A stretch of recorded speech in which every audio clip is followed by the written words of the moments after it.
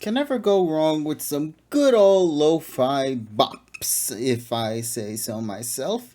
This is a song Eterna Forest, the lo-fi remix done by Glitch X City. I'm pretty confident a lot of people might be familiar with that name. So if you want to go and check out the artist who made a lot of the songs, you can just simply write Pokemon lo-fi music on the YouTube search and you'll be able to find a 1 hour mix there. But Glitch X City responsible for making the lo-fi remixes that you hear a lot in the streams. Superb jobs on all these tracks, man. I love them all.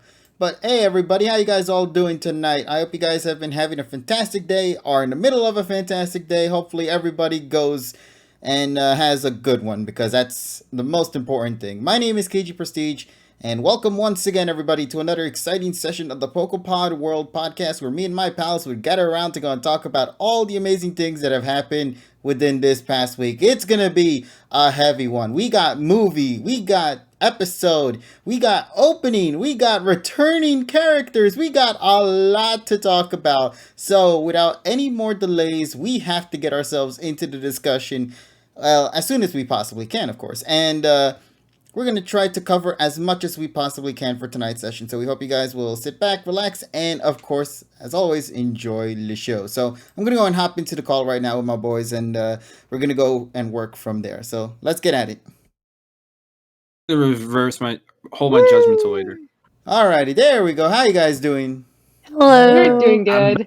Back. Yeah, it's great to see everybody here for tonight. Glad you guys are doing great. Welcome to the most in-depth analysis of 1, 2, 3 that you will ever see. I was in your about to life. say, let's. Oh, boy. I love how somebody's already trying to do 1, 2, 3 with KGP face. I think for the first time we may have to do it in reverse order, where we review the episode then the opening, because I feel as though we're gonna talk a longer about. I agree. We should review the episode So first. I feel that we should talk about the episode first. Wait, there was an episode? Exactly.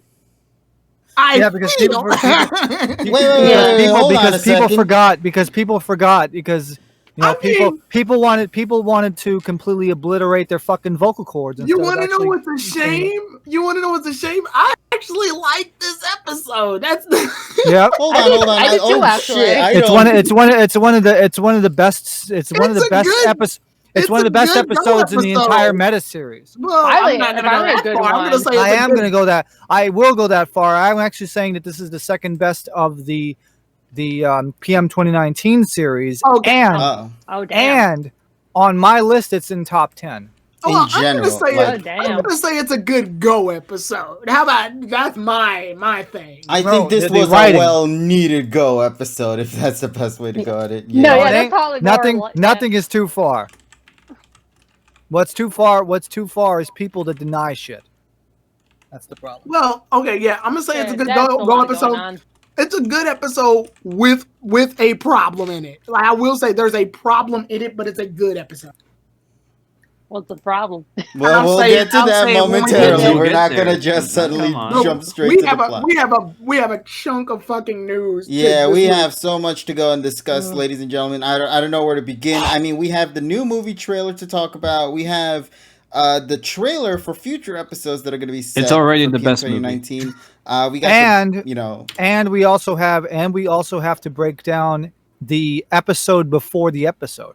yeah, that special that they had as well, which I know for a fact, TSS, I'm probably going to leave that to you. And we gotta talk only about Twilight because Wings. I don't think Yeah, nobody we gotta actually talk about Twilight. subbed What it. Then we gotta talk about Twilight Wings as well. Alright, that was a good Oh, yeah. I thought I think the- this I thought episode was the dog- most beautiful episode to exist. Yeah. So fucking beautiful.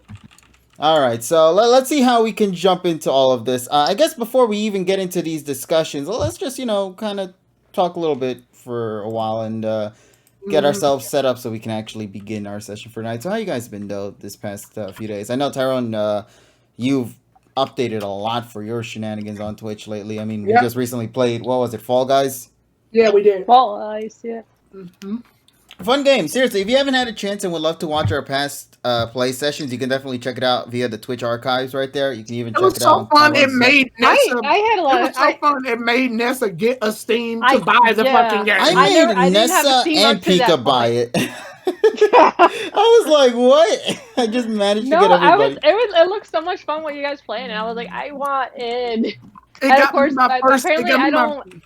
Apparently, I'm not a PC gamer, so I don't have a controller and everything. So then playing with the keyboard kind of sucks. I actually told you the recommendation that TSS gave me, and I'm hoping maybe you can take into consideration, which I believe is called the SN30 Pro Plus. Yes. It's a wonderful controller. Like I mentioned, I used it both for my PC and my Switch, and it's really comfortable in the hand. I actually bought it. Oh, hey! Finally, more SN30, folks. That's what I meant. Yeah, that's what I meant in the chat. Like, I actually had credit on my Amazon. I forgot I had, so I didn't have to pay much. And also, I just heard a beep and a boop. Technically, I didn't have Lightning. to pay.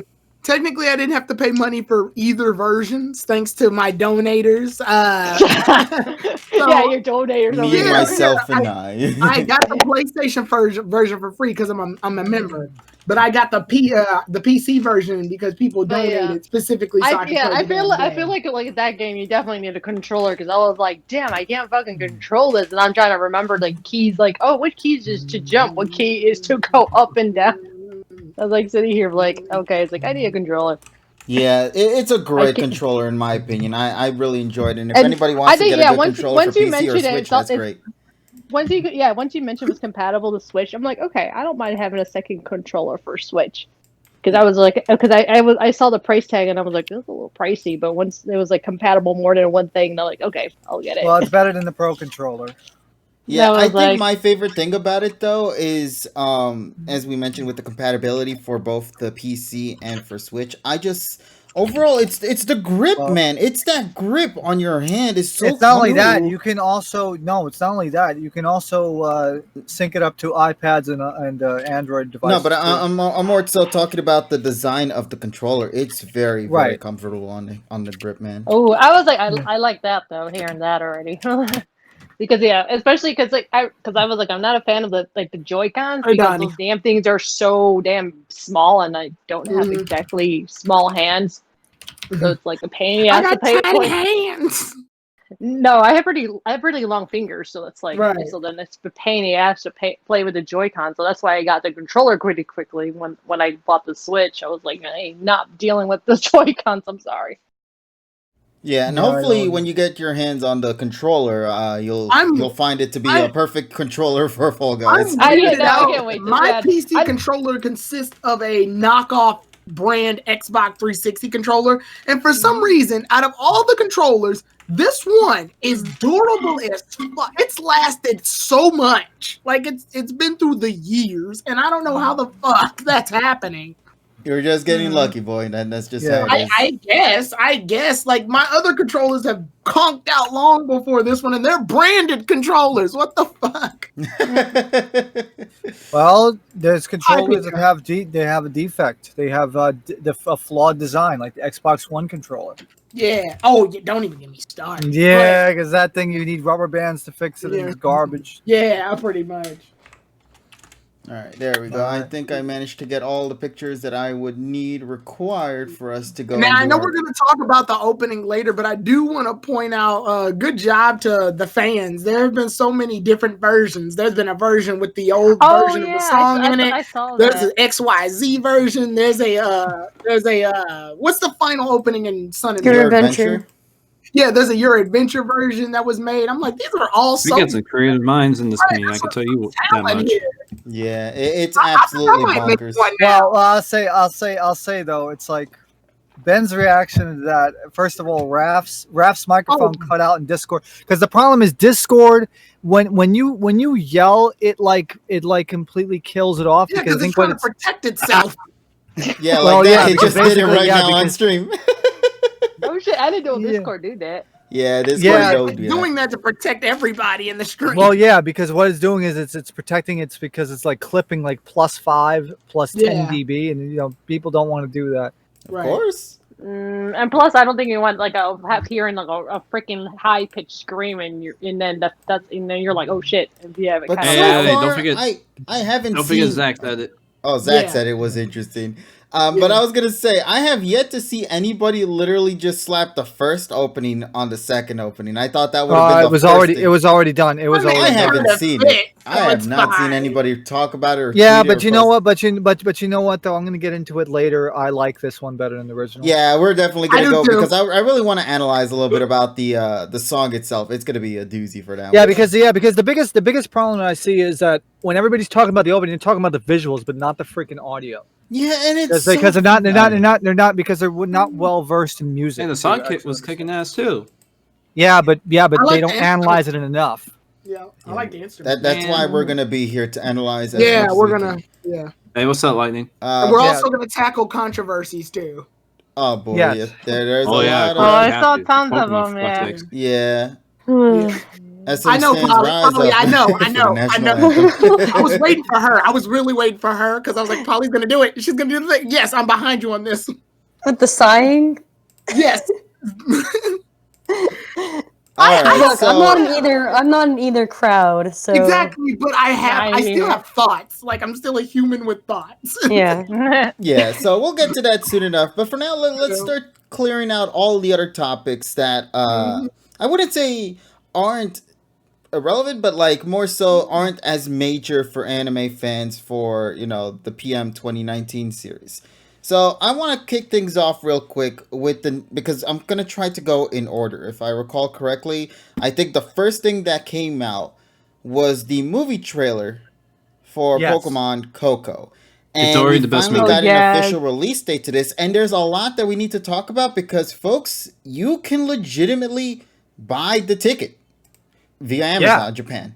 Yeah, and that's what I'm going to be getting in a few days because Yeah, they actually so- fucking shipped it out. If you want to pay $40 to get 2 virtual Pokemon, this is the route to go to. I know that sounds bad, but given that I've spent $60 on the Pokeball Plus, I'm not in the right to say anything bad about that. So You also I spent spent $70 on the cardboard. $60 for Mew. All right, I spent $60 for Mew. good But I going. like the Pokeball. Yeah, it's a good Pokemon. Too bad you Yeah, can't I'm play not paying Smash money on for it. that. Fuck But it. Yeah. No, theoretically, you can actually get the Pokemon right now. In fact, the only reason why I want to spend money on it is just because of that goddamn hat, man. I swear to God, that hat I wanted so badly. Yeah. $40 for a I hat. don't So want the Zarud. You guys, if I buy the ticket, you guys can get the Zarud and the Celebi. I just want to keep the goddamn hat. I'm give serious. me the Zarud. I I'll want take the Zarud. celebrity. Yeah, there we go. It's decided. See? Well, yeah, that's right. They'll also get the big ass box of tickets, and that's exactly how they package it every time. Like even if it's a small ass book, it's a big box. Wait, so and I'm just asking this off the sidelines. Nessa, is that Celebi shiny, by the way? Yes. The Celebi, It's a yeah, shiny okay, Celebi. Because it's in the Nessa, movie, it's shiny. Well, because I've been noticing, Nessa. I noticed you catch you're more of a catcher. You are the better version of what Go currently is right now. You are a catcher. You play the games to catch the mons, right? Are you becoming a shiny hunter though? Like, is that happening or? I actually do. Like, if I get a chance, I do try to do shiny hunting, but then it's like it takes a lot of patience, and then I know my friend Salt is. So I was like, I wonder would they shiny hunt if it was like a thing where y'all just go out and do a shiny hunt race? That'd be kind of fun. But also one of the things, and this is just bouncing on Sword and Shield real fast since we brought it up. One of the things I really love about Sword and Shield is just it's allowed me to figure out what type of trainers everybody is. Oh yeah, because of the limited Pokemon roster, everybody can be a little bit more. We got people like TSS that does miscellaneous shit, like find all the Digletts. Well, hey, you at did least that in the the guy. first 2 days, man. Hey, you got I'm the rookie. Yeah, and then I'm the competitive battler. And KG, what? You're the adventurer. You're my mentor. I'm just there. That's just yeah. it. He's there for the journey. There, dude. Yeah, KG's just there for the journey. Yeah. And hey, it's been a fun journey so far, and I'm excited to see what the second pack has in store for us. But KG's actually more of an adventurer. He's the adventure trainer. I'm a battle trainer. Polly, you're rookie trainer. Yeah, you're rookie trainer. Nessa's capture, and TSS. You do, like I said, miscellaneous shit. Yeah. Dean, if I manage to get a box via the mail, I'll mail you that set empty box to you. Okay. Sorry, what was my analogy? Tyrone. Richie, you're the raider. You always find like the raids and shit. Yeah, so we'll go with that. You're the raid boy. Yeah, I was like, what the fuck? How's Richie out on these raids right now? I know, right? Aren't you like in a group in particular it helps that to have takes care of connection. that? Yeah, he's in a group. Yeah, so he's I just, know. he's just I rating for wish everything. I wish we had a chance to catch that. Like it was like also we could have catch the shiny Lola Raichu in that In the promotion, and that right? is, but that was actually pretty harder to get because it's like if I was like unless you know how to do this some trick, I guess to exploit You the say raids like that, to and get our shiny. friend Pika caught like 8 Pikas, right? Oh no, I'm saying like no, but I'm Yeah, she saying caught like a whole not. team of them. Oh, Crazy. yeah. Actually, me and her we on Friday though we were catching a lot of pikas. Yeah, so you guys yes, had I your did say that. Pika binge through with I that. captured 6 shiny Pikachu's total. Damn. Damn. Hmm. Well, that was like actually not too bad for the fact for 2 days. Like Yeah, that's not had bad. chance. Not bad at all. I told her that was dedication. Now then, well, oh yeah, the tickets with the movie. Yeah, for the first time ever, the tickets you're actually capable of purchasing via Amazon and actually importing them from Japan over to the US or wherever you live. That's a first for the series, if I'm correct. Now, TSS, I want to ask you because I didn't get a follow-up to this. I remember you stated that the adult ticket was capable of doing this, but not the kids ticket, if I'm correct. Well, now it's like reversed because actually no. Now you can get the kids ticket, but the problem here is that you can't get any of them that comes with a T-shirt. Damn. At least So I you're remember limited. correctly. You're very That sucks. limited, at least at this point. The problem now is that now the adult ticket is completely sold out. So if you didn't take advantage of it within like the first like 12 hours, you're kind of fucked. Yeah. Hold on. I know. Well, to be almost fair, a it's $40, so I mean, you know. Oh yeah, Tyrone. Well, I went and bought the latest copy of Animedia, so I can get the Osamatsu-san season 3 and the Pokemon stuff, the B stuff in it. Yeah, dude, I want to get that so badly, man. Yeah. I gotta get my own Nice. copy of that soon. Seriously, yeah, I want this that's whole a- thing to end so I could go back to my Kinokuniya and pre-order this shit. Well, you can.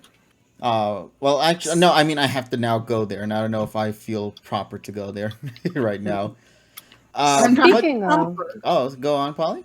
speaking of Kevin wanting to get hats, Uh-oh. so last week we celebrated 5 years of the pod. We did. This week, I just realized we have another little anniversary coming up. As of the 15th, I believe, it's going to be 1 year exactly since we all met up most of us met up in DC with TSS and Spirit, of course. Yeah, Because I was on an airplane. Yeah. Yeah, That was so a while year people ago. were flying to DC, TSS was going like right back home, man. Japan. Yeah, so but hey, everybody had their own adventure. TSS had a fucking wonderful year time ago. over in Japan, of all things, you know. And Yeah, Polly, and I then- didn't and even remember actually- that was this week. I didn't even remember. Yeah, in a that few was days. years ago. And it was just a couple days ago, a year ago. We did the pod, and I just came out of. I was in Osaka, and a few days before that, I watched movie 22. Yeah, I remember that. And man, time flies, does it not? Yeah. You really don't see how time just flies That- by until that shit somebody is points crazy. it out to you. And it's been a wonderful opportunity to finally meet you guys in person. And we initially planned to do it again this year, but you know, the Backstreet Boys decided to have their concert this year, and unfortunately that didn't happen as how we intended it to go. But I mean, there's always the following year, so anything can go down, and hopefully Yes, sir. this time Yes. all of us together can get back and maybe have some good old fun shenanigans like the good old days. And yeah, I'm still just happy to still be connected with all of you guys here, and here's hoping to have many more fond memories with whatever shenanigans we plan to do for the distant future. I'm Oh, looking yeah, forward. Evie was there too. Yeah, In Evie. spirit. In No, spirit. technically Evie was there in New York Oh. with me and knew it? TSS, as well as Yeah. who else? Red Emperor, was it? Yeah, Red Yeah, Emperor Red Emperor Ash, Ash. Yeah, he was there. Yeah, I met KG He was twice. also there in for the person. first one when I came in. Yeah, I met you guys twice. Yeah, you met because you were there for the first anime, For, not the first, but the second anime. one. Me and Tyrone were Yeah. there for 2018. Yeah, Mhm. so it was the second one, if I'm correct. Yep. But yeah, so beard KG's bad KG. Hey, listen, man, leave my beard alone. I'm just saying. But my KG beard let his alone, goose I take tell him the over. Man, listen, the goose, we don't talk about goose. Goose is a good guy. But yeah, so overall, fun times. I've had a wonderful experience, you know, and we'll see where things go yeah. for 2021, right? Hopefully it will be Yeah. better. Hopefully. But yeah, so I feel like there was something I was gonna add regarding the film. I guess we talked about the ticket. We talked about the sale. What We about talked the about it trailer? being sold out. We talked about how everybody's desperate to get Well, the hat. I like the fact that we actually know what Maxwell Powers looks like now. And I guess the most important thing as well, aside from that, we finally got the official trailer for the There you film, go. as well as a release date for the film. For the first time ever, it's releasing on Christmas. Ho ho ho. Yeah, that's kind of weird. Yeah, that As you might be aware of, with everything happening right now, they had to push back the film. Yeah. And because of this, the film now is being launched on December 25th of this year, which is kind of bonkers that they're starting to promote it now. Well, with the how hashtag. far- I mean, the hashtag. The hashtag itself says "Natsumo Fuyumo Pokemon," which means summer and winter to Pokemon. For Yeah. Pokemon. They're trying to find ways to brand this whole lead up Yeah, to it's Coco. summer and the winter. Which I for mean, Pokemon. theoretically, this is a really brilliant move unintentionally, because technically the DLC for Sword and Shield comes out in the wintertime. And Well, what better no, way- technically, it said in the commercials it says Aki, which is fall. Yeah, I'm gonna, with how Nintendo has taken their quotes on fall, then being like at the very last month of fall, like probably November or something. I'm just gonna Yeah. assume that this is like a close-in tie into that. And Oh yeah, also- KFC. By the way, KFC, you have to order like a month in advance, otherwise you ain't getting it. What? Yeah, Damn. What the hell? That yeah, I you have did to. not know. You have to order the Christmas dinner like a month in advance. But yeah, so let's start breaking things down for the trailer then, why don't we? So, Yeah. kicking things off, for the first time ever in the alternate universe outside of movie 20, Best scene. hey, Delia, she's here. And she's Yeah. concerned Yeah, for poor she is. Ashy boy. Because, she would, and then Ash like basically shut her off. He's like, "Oh yeah, he hung bye, up on her. click." yeah, just like, okay, I'm worried for you. Yeah, bye. And just He's like- hangs up. Best scene. Mom, I'm gonna let you finish, but boop. Yeah, so, okay, let's Okay. start talking about the trailer. And a lot of the Yes, sir. things in this trailer is intriguing. For starters, I love the fact that Coco himself, the new character of the story here, actually views himself as Pokemon. And you see that during the segment of the trailer where he's trying to get himself caught by the Pokeball. So that I thought was a nice little detail, but it's looking to be a very interesting story where Ash is probably going to be the one to tell Coco who he really is, and then slowly, build him up to realize that he himself is technically not a Pokemon, but rather a human being, just like anyone else. Okay. I'm Right. very excited for the direction of this film because there are a lot of interesting things that they're taking with this series, especially on the music department. This is a very, very major change for the Oh film. my god. For the first time ever, if I'm correct, I think there are only 6 songs that were confirmed. Yes, Oh 6 my songs, goodness. five Wow, 6 five songs? background, Aw. 5 background tracks and 1 ending. That's it. Damn. And all by really? Taiku Okazaki, the same guy Hey. who has done the. Hey, it Sun makes my and work Moon stuff. easier this year. Although I wasn't too thrilled I when I heard about noticed. that, but actually, I mean Taiku Okazaki can't sing, but at least he can actually produce music. Yeah, and that's the thing. I think he's Right. also working with the person who's singing the song for the film. Tortoise Matsumoto. Tortoise Matsumoto. Okay, Yeah. that to me, I have to say right now, that song, I think was implemented beautifully in the trailer. Well, the whole thing is the song title is Fushigina Ikimono, which are the strange living creatures, which is a nod to the world of Pokemon spiel at the beginning of the damn. Yeah, seriously, when Of the beginning of the Okazaki movie. is like in anything music related, he always makes sure to like reference Pokemon, and I think that's superb. Yeah. Hmm. But yeah, so the trailer music I loved a lot, but I think the best thing about it were the text that appears on the trailer. I loved how there was a segment where Coco was asking if he really is a Pokemon or if he's a human being, and then the text goes like, "No matter what, I'll always be," and then it cuts off to the last part that says, "Your father." Well, that actually matches the lyrics because the lyrics on screen were the same. He may be your father, but he ain't your daddy, boy. Damn. Yeah, I love that part of the trailer. I thought that was superb. I'm really happy with that, man. I think this was a really great trailer to have gotten me I excited. can't believe for I the looked film. at this poster this long and didn't notice this damn squabbit eating a fucking acorn. How did you not notice that? Because Yeah. Squabbit just sort of is in the background. Everything else is the focus. Ash, Pikachu, Coco, fucking the Zarude. Yeah, and also, where's my the bird, the bluebird? I don't see him anywhere. Oh, Cramorant. Well, he's with Team Cramorant. Rocket. Yeah, but I Team would Rocket's have. not in this picture, so. Damn, Bluebird should have been here. Bluebird is just as Alright. significant as these characters that are presented. Yeah, I know, Aside right? from the trailer, Bluebird. we also got to see a bit of information Alright. towards some of the characters that are also going to be appearing in the film. One of the main characters, unfortunately, that everybody was kind of joking around, was named Karen, the blue-haired chick. Yeah, played by Oh, Shotgun. God. Played by Oh Shotgun. no, run!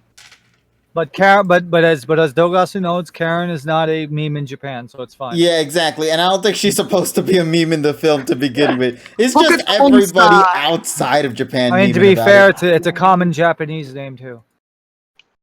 Yeah, you can do unfortunately, it both. was Look the at the wrong monster. name for the wrong year. Just imagine the trailer. Geki Joban, Pokemon Star. Karen. Got it. There was Where's our manager? Manager, no, that's it. I'm going to make sure to take Tyrone out back at the end. Of I this know. Look, yeah, look, he's they butchering. laughed. TSS. It's They- okay. Hey, they like I got said, the- it's called a joke to combat a joke. Hey, look, I got the Geki Joban part right. All right, so Yes. Well, actually, yeah, you got that right. Yeah, got you that see right that, ladies and because- gentlemen? Character I development. got that right because I listened. You say it so many fucking times. Exactly. You Okay, guys are so- two old guys. You're gonna learn today.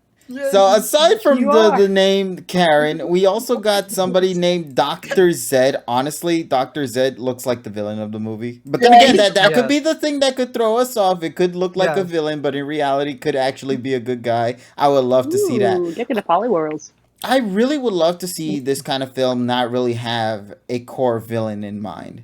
But I think one of the posters pretty much confirmed that there are going to be multiple Zarudes in this film.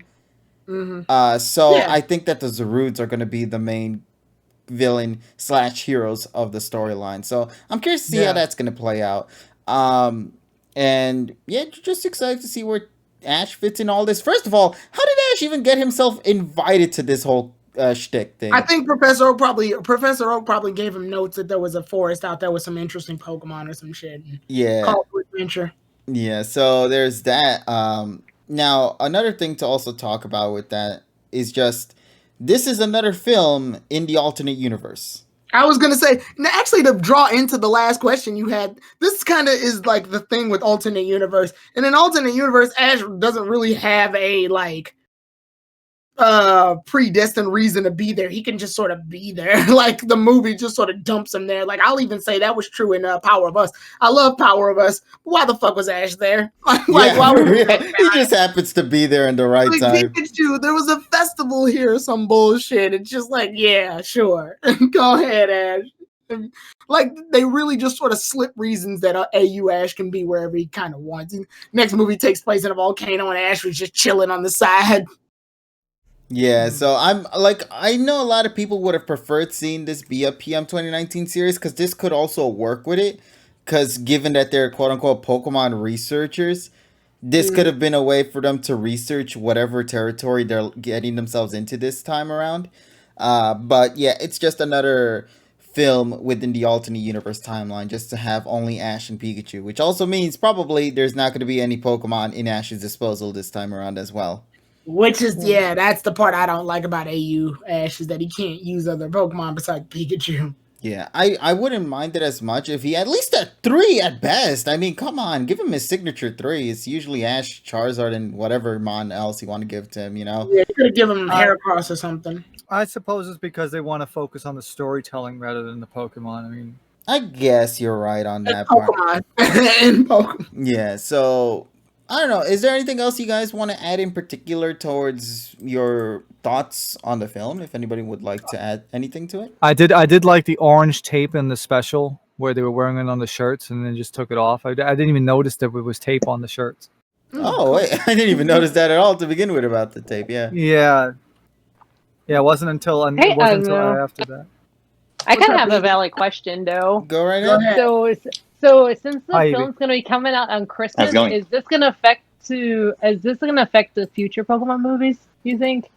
Oh, that's a good question. It'll Actually, probably yeah. bump them. It'll probably bump them. They'll probably bump them back, but it's Yeah. Yeah.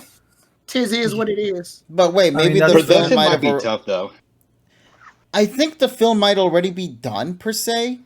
Think so? Not necessarily. I mean, the animation is done, but as they mentioned in that special that aired Yeah, at the the end voice of that movie, acting is 20. not. No, that's not what they said. They said the guest Seiyu voice acting is not completed yet. They haven't started it yet. Oh wow. They have not Yeah. started the guest Seiyu voice acting sessions yet. Which is why The- we know so little so far about the voice actors and little. everybody who's going to work on the show so Oh, far. and this is probably because of Corona. But that must have Backstreet Boys. Backstreet Mhm. Boys drinking Yep. the Corona. Yeah. Yep. But- You got a corona. so yeah, it's just very interesting to kind of take note for that. Hey, And- Yes, hi, I'm here. Hello. hey, V. Hey. Hello. Yeah, Going- so we had so this was a week where we had like two random specials. Yeah, because we had one- immediately after this, we had like another thing happen, right? Well, yeah, I mean, here's the thing. So we had the movie 21 thing with the re-air, and then we had the special on Coco and the what was it? The We said there was going to be a chunk of news. Pokemon, the Pokemon collab with the with that app. What was Yeah. it called? It's called something. Did the Does that have- Pokemon Brush Your Teeth game come out yet? No. No. Well, then I don't want to talk about it anymore. Yeah, exactly. You Who were the cares? only one talking about it. No, but what was that other? Yeah, app? cluster. They're gonna have a Pokemon. Like theme park thingy. Oh yeah, the the virtual theme thing. park. Oh, yeah. That's right. I forgot about Yeah, that. the only issue is that none of us are going to really get it because it's only going to be It's in exclusive Japan. in Japan. I downloaded it because you have the access. Yeah, Must be you've been to chance. Japan, therefore you have access to it. We Well, have. Well, yet. actually, no. Actually, I have a legitimate. Well, I have a legitimate Japanese phone now. Out of But all next- this news, But in the next few days, I'm going to be switching to a Galaxy S10. out of Nice. all this news, I'm looking forward to Pokemon Ginger and Pokemon Vitus. Okay, so I can send you some of that. Hell no. Uh-oh. All right, so let's see. Movie Uh-oh, Coco right. is exciting. Can't wait. Nothing Obviously, is we're as gonna get more exciting as information the to it Pichu later. ass slap. Yeah. Movie song is great. Character wise, we don't know much yet, so obviously more trailers will drop. Well, I'm a little also- bummed out we won't watch it until far Also later in that into the future. special, it actually you can go and it actually has the studio session with Tortoise Matsumoto and freaking Okazaki, and that's on YouTube, by the way. If you go on the official Japanese YouTube for Pokemon, they actually still have that special. It's 17.5 minutes. Should check that out. Yeah, before they eventually take especially- it out. Yeah, especially before they take it down, and you get to see an American guy speaking with such great Japanese accent. Woo!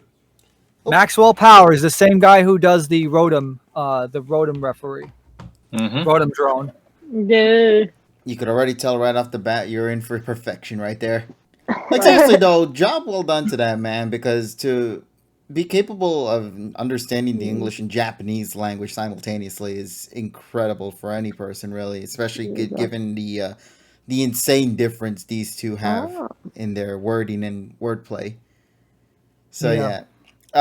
but I guess now we should probably move on into our second topic if you guys are ready to go and talk about that. Yes. All right. Okay. Then. So let us go and take the opportunity to talk about the finale of the Pokemon Twilight Wings anime short that they had not too long so ago. beautiful.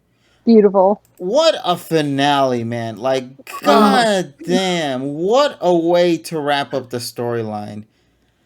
I'm bummed out that this was the end, honestly. I'm mad it's over. Yeah. I'm mad as love fuck. it. It was beautiful. You couldn't hate this series because of just how the story was handled. I think my favorite thing about it is just the way the cameras are positioned in the series, because I love the first episode being positioned to kind of be in the perspective of the little kid, which is why the camera most of the time was always at like a lower angle because that's normally the size of the kid. And it's supposed to be like his vision to what he would have loved to have seen. And then you kind of get that in the finale here, where everything finally just gets a proper conclusion and makes me appreciate Leon much more as a champion than I honestly would say he's probably my number one favorite champion now, thanks to this. He's good. He's good as boy. Yeah, he really is. Like, honestly, after this, and even with Pokemon Journeys, Leon might just genuinely be my favorite champion of all time now. Yeah, Twilight Wings has little time, but the time they took to make his episode and make it last, it justifies that he has a good heart. It just sometimes it's unfortunately tossed in the wrong places sometimes. I kind of like the lost. parallel. But like when he gets lost or when he did Yeah. Chairman Rose and stuff. Go ahead, NASA. No, I was saying I kind of like the parallel too because they were saying like, oh, you're kind of a lot like me. It's like because I think because I guess the little boy and then Leon were running late, and then Leon's just like, and then he kind of knew like he wanted to see him battle, and then took him under his wing, like, hey, yeah, you could come with me, and it's like I just love that. And also the little boy, he got his dream though because it kind of came full circle because if you've seen it like the first episode, you'd be like, why aren't there two little kids in the hospital? Like it didn't make quite a lot of sense though because they weren't exactly in the game. But then it's like it came full circle like at the end, which makes more sense now. And another thing I guess we could talk about as well is the animation. Like they went in. Shit. I think my favorite thing about this episode is not just only the episode itself, but a lot of the animators really came out to show the behind the scenes on how they actually animated a lot of what you see in the final product. Like Studio Colorido, I think that's how you pronounce it, had the work in progress version showing off like the frames and everything being worked on, and then the finalized product at the bottom. It's absolutely phenomenal, man. Just witnessing how everybody made this series be what it is in the finale. It's incredible. I think I saw part of it though on Twitter, but I didn't see that many of it. Yeah, it's a bunch of different animators. So a lot of different animators tweeted about like their section of the animation that they've taken care of, so that's how it was. But really, though, it really is a beautifully animated, music-wise, phenomenal as well. I also love that the US version finally, at long last, actually credited the people who worked on the episode because most of the time they don't have the credits at the end. No. They tend to kind of just leave the background as is, but I think they were just saving it for the final. Yeah, they were saving it for the end, and I think genuinely it worked well for that. I think it was just a beautiful payoff. And I think if you guys know me well, you know what my favorite part of this episode was. Was when Charizard was dashing at maximum speed towards the Gigantamax. No, the whole fucking battle in general. Just seeing all the fucking screw that. I wanted my 10 FPS camera when it was on the freaking Corviknight. I liked my 1 second of Piers. Yeah, to see all the fucking like just them battling from left and right, the lock on reticle on fucking Flygon while it's flying away from Dreeple or whatever that thing is. Dragapult, man. Dreeple is the baby one, but Dragapult and then the whole Charizard Gigantamax. It looks so damn fluid. Yeah, that's my boy. He launches the fucking fire attack and it blocks by the Max Guard, but the Max Guard looks really good. And how the field like changes to different terrains based on where they're fighting and it was just so good. And it's at nighttime. We rarely get a lot of Pokemon battles at night, so I just the whole thing it made me so mad because I'm like, this is on damn near Sun and Moon's final episode and X and Y shit. Actually, it's above that.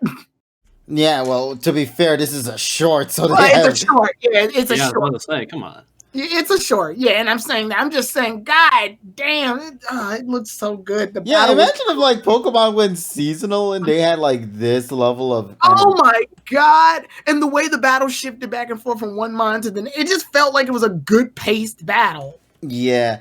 And even then, when they the way they transition from one to the next is also another great thing. Yeah, it was so fluid. It was so fucking fluid. I loved it.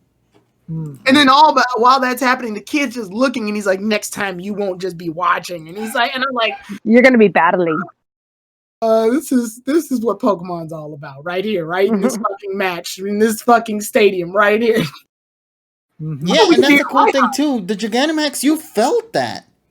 Yeah. You genuinely felt the size of them, like when they're charging in, the way the ground shakes, like everything from the smallest of details to the biggest of impacts were all felt in that moment of the fight.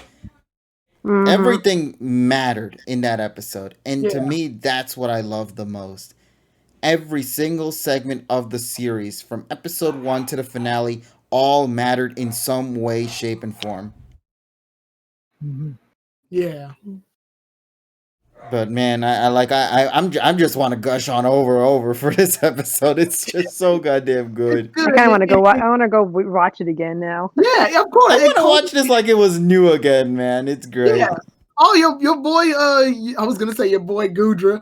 Your boy Gudra, KG, actually looked good here. Used surf, and the surf covered the entire fucking arena. It was fighting Aegislash and Flygon's like zipping around Aegislash. Yeah, everybody's favorite mons, I think, or some of the favorite mons were there. You know, like Terrell's, I know his is Flygon, so he must have been happy just seeing that Flygon. Yeah, and the Draco meteors coming down while the lock-ons are happening. The meteors. Also, the Dreepies. Can we talk about the Dreepies being used as like kamikaze weapons there? Yeah, blowing up. It just, oh my god, it all culminated so well. I was like, this is what Pokemon battles are supposed to be. Like, this is what I visualize when I'm playing the freaking turn-based game. Like, this shit right here. And then, of course, we have to also talk about the very, very final thing about this episode, which actually is not in the episode.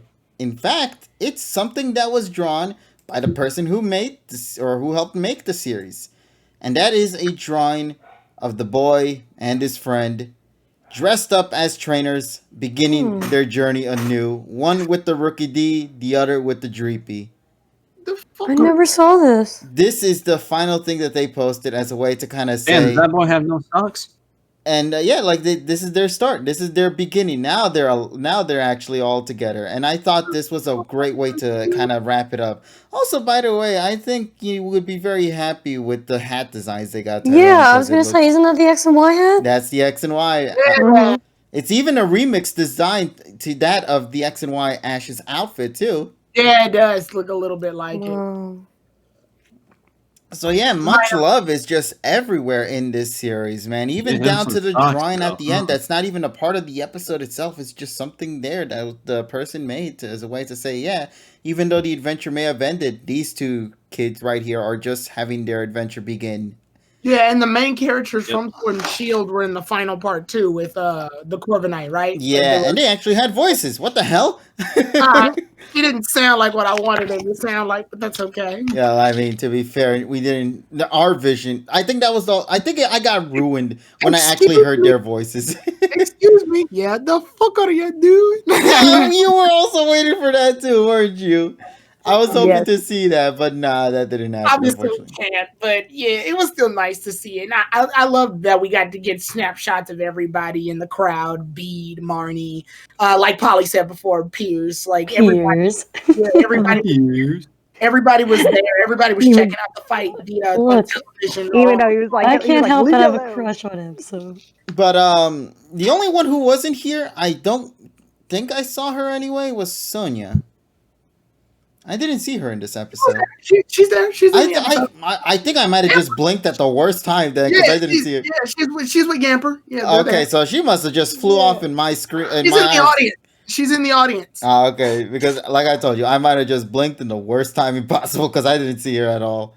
Yeah, that tends to happen. Don't worry about it. Yeah, with how fast this episode went, you really have to like keep your eyes open just for all the little nods. Like hell, for some people, they didn't even realize that Ash and Pikachu were even in the first episode of Twilight Wings. You know, theoretically, anyway. So yeah, of course. Oh, she has a speaking role too, KG. What the fuck? How'd you miss all Come on, I don't recall that. Goggle said. And fun note, she's the last person to show up before Leon does that whole face pat thing that he normally does. Yep, I don't remember any of that. Yeah, it literally shows her, then it cuts to Leon doing the face pat thing. Huh, okay, that might be why I was just more engaged with the battle. Everything else just sort of out of my face for that point. AJ hates Sonya, confirmed. Nah, man, that you can't say that, boy. Nah, but overall, fantastic finale. Seriously. Oh yeah, don't forget Glory and Victor. Oh yeah, they were there too as well. Yeah, as mentioned before, everyone was here. But yeah. Yep. What more to say other than fantastic finale? I can't wait to see whatever next project they have in store, if they have another one. If this is how you do storytelling for the games, man.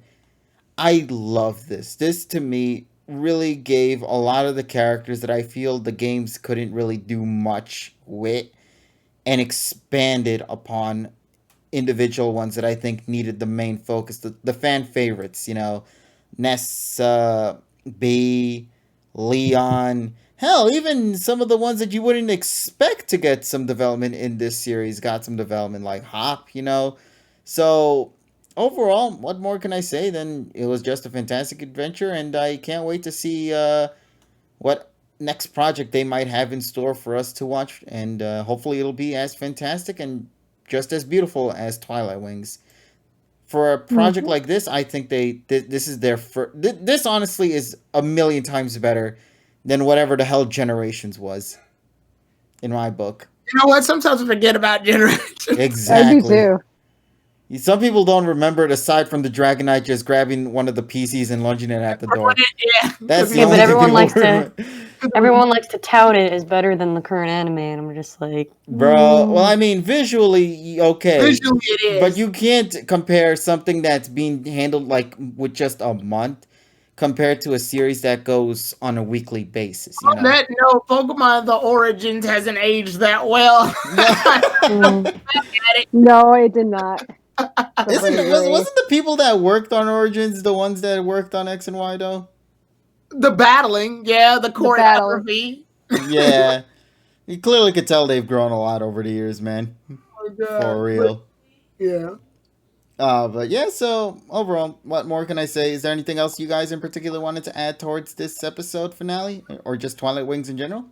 I enjoyed it. Nah. It's been a great run. It was beautiful. Yeah. It was a great distraction, considering that it was the only one really not affected by the Backstreet Boys tickets too much. So. Yeah. Given that it was being released on a monthly basis, yeah. I think it only got postponed once. Yeah, just it wasn't, Yeah, I that, think- it wasn't that much. It wasn't a much long of a postpone either. Yeah, it was like a week or so. I think it was. Yeah, I didn't even feel it. I was like, oh, it's out. Yeah, so all right then. With that being said, I guess that's gonna be our discussion towards the final episode of Twilight Wings. And now, I believe this is the perfect opportunity for us to go and talk about the one thing that's happening right now in the current saga. The PM 2019 series. Obviously, before we even get into discussion, the first thing obviously we have to talk about before the episode is the opening. And we're doing Wait, what? No.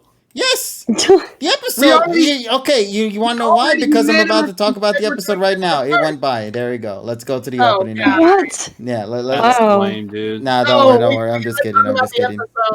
Are TSS and I the only ones who liked it? I liked it. I said I liked it. It was a good. I liked it too. It's just in terms of whatever is to talk about first, and that's more significant. It's honestly the opening. Hell, probably for once TSS, and I agree. Shit, like it's a good episode. There's one problem, but it's a good episode. So wait, we're talking about the episode or the opening?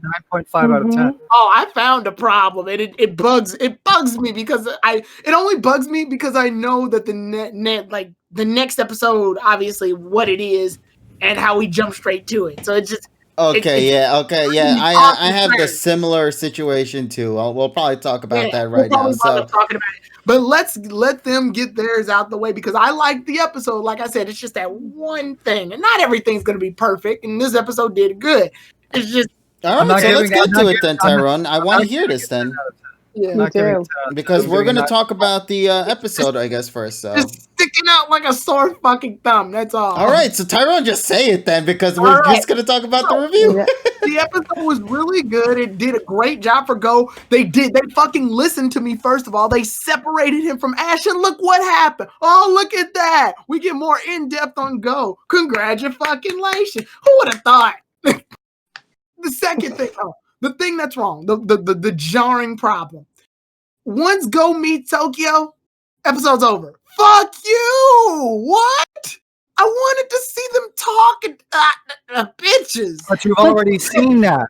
I wanted them to catch up a little bit now. Come on. Oh, that. So most important, I wanted to see Go apologize to himself. Yes. Because I'll add more on that. it was such a misunderstanding of what happened, obviously. I want to see them at least catch up or be like, hey, like we'll always I wouldn't have even mind if they had went to the same tree together and just sort of like looked, and we would have had more out of it. The minute he meets Tokyo, the episode's over. Like it doesn't even get the chance to continue, and it's just like I feel like I missed something. But I think it's going to continue, though. I think it is. We gotta Actually, wait now. No, that's not good. No, actually, Tyrone has a point though, because I seriously thought I was surprised when they finally met, like as they were older. I was like, and then realized, oh, the episode ended. I was like, wait, what? Like I had to like look back on the time go just to make sure. Yeah, but that doesn't justify. That doesn't help this episode. That helps the future. Welcome to story building. No. Here's the problem. We're here to review this episode. This one. No. Here's my big issue with it, though. You say the story building part, but the next time Go meets Tokyo, they're not gonna just suddenly talk about like as if they're meeting for the first time again. They're gonna just continue casually talking like they've already been best friends. But we don't see the build up to them reuniting and being close friends again, because that's happened in the worst scene possible, off screen land. We won't see that moment when they're gonna like interact for the first time in years. You won't get that impactful moment. Let me put it this way. It's hard for me to reset my emotions back to the way they were at the final part of that episode. Mm-hmm. I can't just go, oh, I feel the exact same way I felt for that episode, and it's 20 episodes from now. And Ashton, Go and Tokyo are back together. Like when they met there, they needed to reunite and talk there. They needed to get closure right there. So the people are not understanding the whole thing, so it's all right.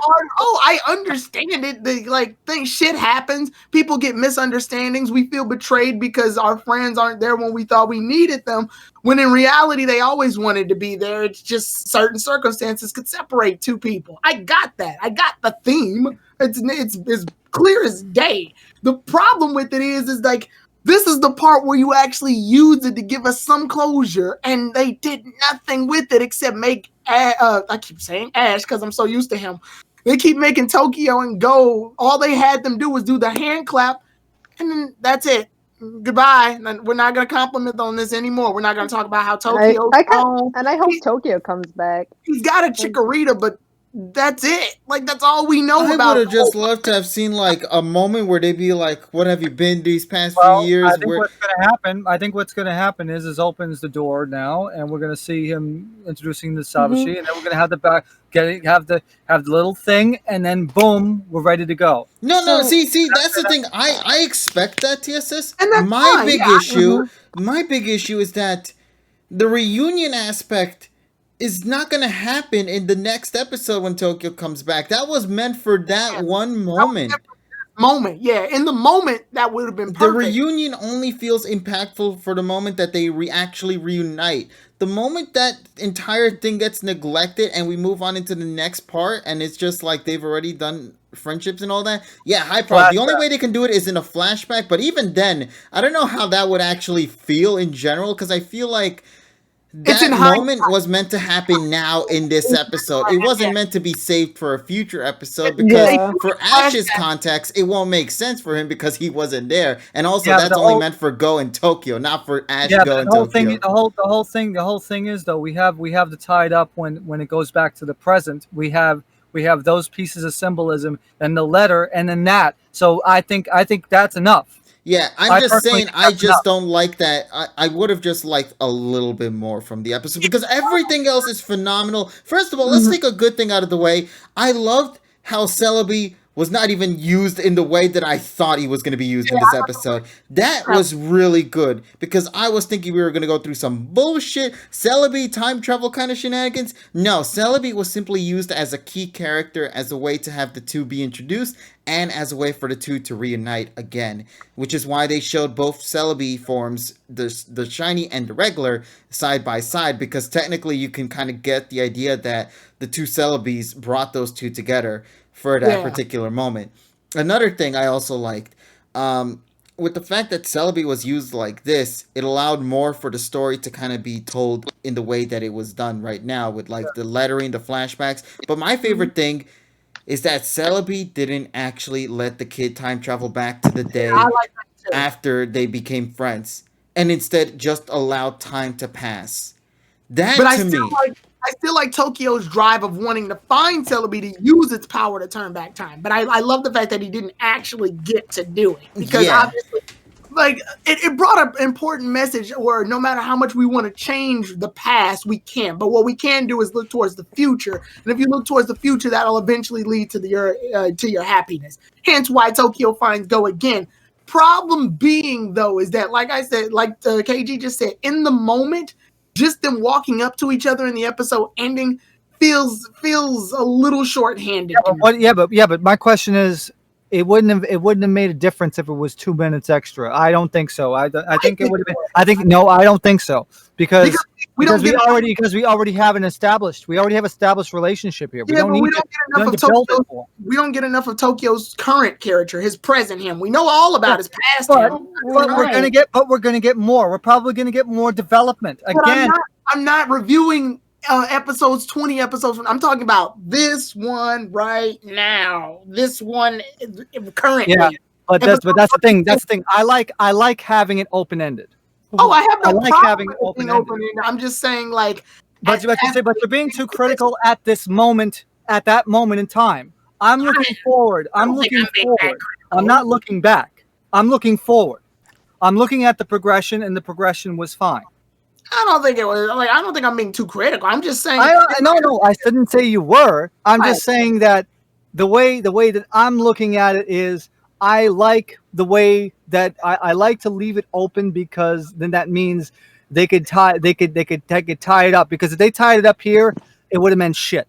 Well, I don't even want them to like tie it up. I kind of wish they had just did a little bit more with the grown up Tokyo. That's all. Like, even if they had Go in Tokyo just stand off to the distance and be at the same tree they were at if they had sat down at the same tree and just let the camera pan out, you don't hear their dialogue. It's not about the extra minutes. It's about the symbolism that at the end of the episode that makes things so impactful.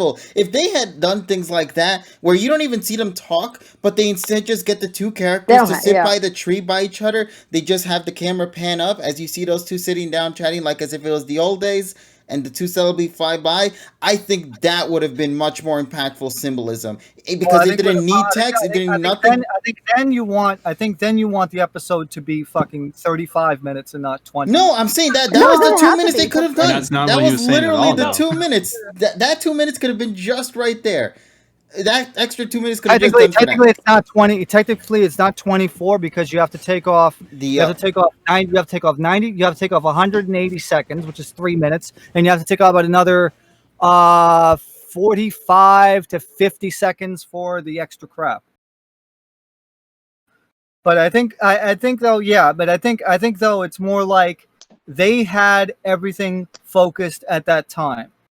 They took their time in unraveling the story. The way that it ended, yes, a lot of people aren't going to get that, but for the people like me who are looking towards the future and leaving the shit open-ended, and then using our imagination to fill in the gap, I like that. I like that. I did that before as well with a lot of things with past generations. Malamar is a perfect example. You know, because I'm also viewing it from a different perspective. Yeah, you have to also think about the fact that, okay, maybe Go and Tokyo will reunite, But what if by some dumbass chance they never bring him back up again? Well, then This is going to be more important. And I give them the right to shit on it. Well, like Yeah. I said, you don't. Well, it's like people saying, "Oh, Go is shit." Well, don't fucking come. No, that's why I'm saying. That's why I'm not reviewing for the future, because I want it to be the best outcome, which is why I would agree with you 100% TSS. But I also have to think about if it goes into the worst outcome. That's why I'm only viewing the episode for what we got now. The moment the future episode comes out with Tokyo coming back, then I'll take back all the issues that I had prior, maybe minus one little thing, and just be like, okay, you made the right choice. But as it stands, I want to see the episode for what it did now to then affect the future episode when that eventually arrives. Which is why I'm viewing it from both angles. I view it from understanding your side of the story, because if it gets brought back again, incredible. I'd love that. But if they do some kind of BS stunt where this doesn't get talked about again, what a way to kind of disappoint us. You know, that's what I'm saying. I don't want to think about the future because it's too hard to say at the moment. Well, but I only can hope for the best. Yeah, I hope for the best. I'm being more optimistic because I don't want to judge a series just based off of one thing. Well, I give it a chance. I give it a chance. I mean, the only reason why I shit on X, Y, and Z now is the way that it fucking progressed and ended. Okay, I waited until the end to say that. Other than that, I was totally in it. Also, for Sun and Moon, I was more apprehensive because at that specific time, especially with telescopes. Yes, the telescopes and the cocaine usage, cocaine whatever. You know, that was the demotivation that caused me to fucking hate Sun and Moon. And then the end is what convinced me that it isn't the worst series. So again, I like to leave it open. And hey, if you want to be critical episode basis, fine. Yeah. But the thing is, though, I understand the way that they're writing. I understand where they're going for, and I like the element of painting my own picture. It's kind of like reading those Tell It Yourself R.L. Stein books. You choose your own. Choose your own. You paint your own adventure. You paint your own imagination. I like that. Leaving the door for imagination and creativity. Yeah, and that's what I like about it the most. Go ahead, Evie. And we've this series so far, there has been points where this series has taken an opposite turn from what we initially expected, right? Yes. Yeah. So we'll take the episode as it is for now, but I do agree with TSN that there's nothing wrong with how these episodes set up, how the series is going to be written in the future. But if you turn out to be wrong, you're wrong. Yeah. It's like I'm not going to jump off of a fucking 5-story building if this shit is wrong. It's like I'm not doing that. Right. So. Yeah, and I like to me, and this is going back into my X and Y reviews. Where in my X and Y reviews, I love that series, but I was critical on every damn episode because I care. I care about the series. I wouldn't be watching this damn series if I didn't. That's why I'm critical. I'm critical not to be like, fuck this series. They did this or they did this one thing wrong. I usually do it because I can see the potential they have and I can see where they drop it sometimes. And sometimes I see that PM 2019 has a buttload of potential and they use it. And then there's some episodes where I'm like, bro, full well you could have made that better. Full well you could have progressed that a little bit better. And I'm just judging this off the 32 episodes I've been given. Right. So I'm saying that because I care. I'm critical because it's not my job, unfortunately. I wish it was. But I'm critical because I want my voice to be heard in a way that's, one, passionate, and two, doesn't come off as fakishly optimistic. Now, TSS, I know you're not doing that. You're being real. I'm just saying it as an example. That's fine. I don't want to be fakishly optimistic and say, oh, everything was great, and then the split second we move on, it's like, oh, I never really get it. I do that in a way because judging it and being critical about it is the best way for one, a voice to be heard to others and, give thoughts on how they feel about it. And two, just because I am aware of when they do stuff and when they can do better. I've seen Pokemon do better. I've seen Pokemon at their worst. So I feel like when I do this constructive criticism, I'm doing it on a basis. I mean, and hell, obviously, based on what this episode was, they listened to, well, they didn't. Obviously, they don't give a shit. I'm miles away. But there was some level of acknowledgement about my criticism that was used in a later episode, and I congratulate them for it. They separated Go from Ash so they can give Go more development. Perfect. Yes. That's literally what I said for them to do in the Cubone episode. And this is the first episode. This is the first episode not to have Ikuyo Otani or Rika Matsumoto. And I was like, look at that. You see, when he was a kid, he was too afraid to approach the Pokemon. But as he's older now, he can just charge in and catch them. I kind of wish he battled them a little to show you what. Yeah, I know, right? Shit. That's a gimmick. So much you can do. Yeah, that's a stupid gimmick. I'll accept that ill. There's only so much you can do. Yeah, that's true. No, I honestly don't think so, Evo. I think we're still going to get them together or Go by himself because Go needs more development. He still needs more. But I feel that this episode was the perfect one. And this is what the fuck I've been telling people for the last fucking 10 weeks. That this is exactly what the fuck we needed. This is exactly the episode that we needed to have Go finally develop. And now he realizes that maybe the shit that he said back in episode 3, now he probably learned from that. Now he can start. Now his social skills are a lot better. So to clarify on that episode 3, by the way, when and I'll let you go, Polly. I'm gonna be real on this one. So when Ash says, "I don't care about being your friend," and Go goes, "Oh, you're one of those type of people," I'm guessing at this point he means Tokyo. He put Tokyo off to be that type of person when he didn't understand the situation at all. Mm-hmm. He didn't know that Tokyo was sick, and thus he wrote him off as one of those people who leaves you, even though they said they'll be your friend. Got it. Yes. So we're all up to speed on that now. See, and again, that puts a piece into the puzzle. Yeah, go ahead, Polly. You have. I have a lot of bullet points on this episode. Yeah, go ahead. Go ahead. Okay, my first one is bullshit, but I want to say it. I love the array of Johto Pokemon. I love how they actually. They're in Johto. Come on. I know, but sometimes even in Diamond and Pearl episodes, we've just seen the same Kantomons. It was just great seeing just Johto. And they actually had personalities. I personally liked the Grumpy Pineco. Honestly, the Grumpy Pineco had more personality than Brock's Pineco / Fortress combined. Yeah. Okay. That's the truth, sadly. Number 2. So obviously we just discussed this.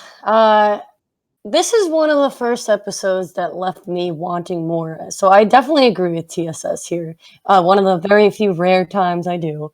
I think it was important to build up not only Go and Tokyo's friendship as kids, but I think it was important to show the development that we've seen from Go thus far. It didn't matter if he developed or not in this episode, because in some of Go's dialogue, he was a very spunky kid. He said to Tokyo, he's like, "What a screw up about wanting to see Celebi or something," and then he's like, "Tokyo, you jerk." In the scene that when he's waiting for Tokyo and he doesn't come back, and so I thought that was enough to kind of show, where we've come, how far we've come with Go, and obviously I know that he needs more development, but so that's sorry, Go ahead. I love the scene. One of my favorite scenes is when Go and Tokyo are laying on the ground under the stars, and I feel like this part just, oh my gosh, it's really centered on just their love of Pokemon, and I love how they were talking about I think I see a Starmie. Did you know that Starmies are said to come from extraterrestrials that come from space, or even the Cleffa and the Clefairy? I thought that was just a really nice scene that kind of just reminds you and of the great world building that, that's gone into this, and then the whole series in general. I thought it was very beautifully animated. There was a gorgeous shot of the sunset at one point. And then lastly, never mind.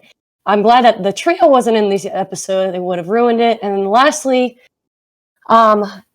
silence was used a lot in this episode, especially in that scene where Go is waiting for Tokyo and he doesn't show up. And they also recycled the emotional music from the Pikachu jealousy episode, which I really liked. But yeah, I loved the silence.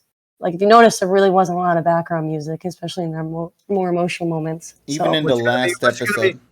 Which is gonna be ruined in about 10 months from now. Yeah, in 2 seasons. Basically, I get what you guys are saying, but I personally just really enjoyed it. And I'm sorry I took up like no, that was perfect. I like the episode too. No, I mean, if we went off on this episd, you can too. So don't hold yourself back on your opinions. Both sides can go however way they want to. You mean they, not that. For the longest time, that was my biggest problem with this series, is that everything seems to be tied up in this nice little ribbon. This was like the first time, I feel like, I was left wanting more. And like, I feel it sensed, what is that? Polly is, giving shade. Okay. I sense that we're going to get more of Tokyo in the future. I mean, just from that pan up of the Celebi, I mean, like they can't leave this completely. No, they left this open ended. Yeah. So, like they do with a lot of things, and that's what some people don't like, but that's the things that I do like. Okay, so somebody brought up a good idea here. Well, an interesting idea. I'll say that. I'll say interesting because it's an alternative where they don't have Tokyo show up at all, but Go just read the letter and then just realized what was going on, and then maybe in a future episode he could have saw Tokyo as them both being older probably towards the end of the series. It works. It's a thing. It's not the thing, but it's a thing. You know what I think is going to happen to you know what I think is going to happen to Tokyo? What? I think he's going to be the replacement for Ash when Ash and Go their separate ways. Eventually, Go's going to reunite with Tokyo, and they're going to travel together. They'll probably travel together to catch Mew and Celebi. Mm-hmm. Because they're both aiming for the same goal, but a different mon. And to have those two work together like that, I think that would be a great way to end off the series for Go. I would not be angry at that. I would actually like it. Yeah, I would like that too. Yeah. It's justifiable, yeah. Now, I do want to point out, there was a flashback within a flashback in this series, in this episode. Yeah, flashback when it's flashback. He has a flashback of himself and then has a fucking flashback back to the episode that we saw. And I'm like, is there a fucking flashback in this flashback?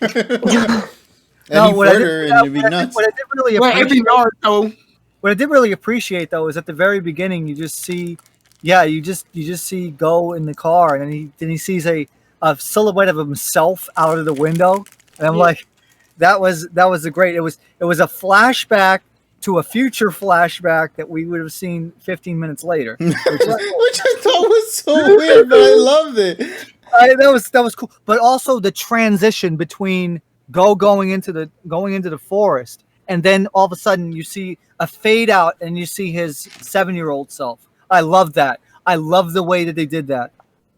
Yeah. Also, just to clarify with the whole Ash being replaced, no, I'm saying Go being replaced. Like when Go leaves the series and Ash goes on his own to the next generation, Go is gonna go with Tokyo for the end of his side of the story, and he's gonna get closure with Tokyo. And you left foreshadow towards what's gonna happen towards him. We're still gonna be stuck with Ash Boy, so that's how it's gonna be handled. At least that's my take on it. As somebody says, it's about Koharu. What about Koharu? Exactly. So we're gonna get some. Yeah, well, seriously, we need more Koharu. I can't give you an idea as to what Koharu's going to do. I'm pretty confident she's just going to still stay in school. So that's going to be the take for now. We'll obviously talk about it when we get more episodes for Koharu. As of right now, it is still very early to tell. But thankfully, with this episode, the way they did it, I really am looking forward to what could come forward with Tokyo's character in the distant future. Still too early to tell. But I do want to talk about one part that Polly mentioned about the star scenes that I think I also loved about it as well. I think that was like one of those rare scenes where it's a Pokemon scene without really being Pokemon. Like it felt like more of an anime moment than a Pokemon moment. Just having those two kind of just reflect on everything that they've kind of just experienced and just looking through the stars and all that. Like it felt like a more genuine, down to earth moment between these two kids, and I appreciate stuff like that because it does a lot, especially when you see how they meet each other again and see how Tokyo, despite after everything that happened, he still cared for Go and wanted to really get the opportunity to see him again and even apologize to Go for missing out on it and maybe even giving Go the problem about uh, friendships in general and how he might have been viewed as a jerk when in reality that wasn't the case. So, stuff like that, I really love when they handle storytelling like this. When you can take some of the Pokemon aspects away and just allow the two kids to be the main core focus of the storyline. And this was a phenomenal episode for that. That's why I'm critical on it, because it's like they need to continue this. I really want to see them continue this, because with what they gave me here, you just want more. And that's all I'm asking for. And I hope I they feel deliver. like I feel like they're the match in heaven too, because apparently they both know so much about Pokemon, so they're like they were able to easily, because like Go likes to impress people like, oh, how much knowledge he has, and then Tokyo seems like in the same level as him. About like Pika, how much Pokemon he knows. Yeah, and Pika as well mentions in the chat, like, they foreshadowed him getting sick too when they were outside looking at the stars. Like, you see Tokyo shiver up a little bit. Oh yeah, that's right. Because I was like, oh, he's gonna get a fever. Because usually when you get the chills, that's usually a pretty tall tale that you might gonna get a fever later on. Ornox, I never seen Snafu. So If Eevee's here, which I think he is, Eevee. Well, yeah, Eevee and I could probably vouch a little bit. You heard him speak like fucking fit. Like No. I'm only saying that because I sometimes Eevee does tend to BRB. So I'm just saying if Eevee's here to just kind of. No, I'm always here. I'm just listening. All right, so Eevee, let me back you up with this one. Did you watch this week's episode though? Yeah, I did. Okay. What? Somebody was, for once, yeah, she did. Thank you, buddy. But secondly, somebody was saying here, did you think this episode almost felt like the writers took a page from writing or storytelling similar to that of the Snafu anime? First of all, I just want to add to that, I think that's like a huge stretch, because like the Snafu anime is like on a whole other scale. But I can understand what it is that they're trying to say here, because this episode is an episode of conflict, which is kind of similar to what Snafu tends to go through. But what do you think, though, Eevee? Like, what's your take about the episode in general, I guess? Haven't seen the episode. But given the entire context with this episode, I can probably understand where Marinox is coming from by taking the Snafu page. Yeah, man, just seeing this particular conflict happen with Go and getting to understand why Go is pretty much the way he is right now, why he's having a difficult time making friends and can be a little socially awkward. Yeah.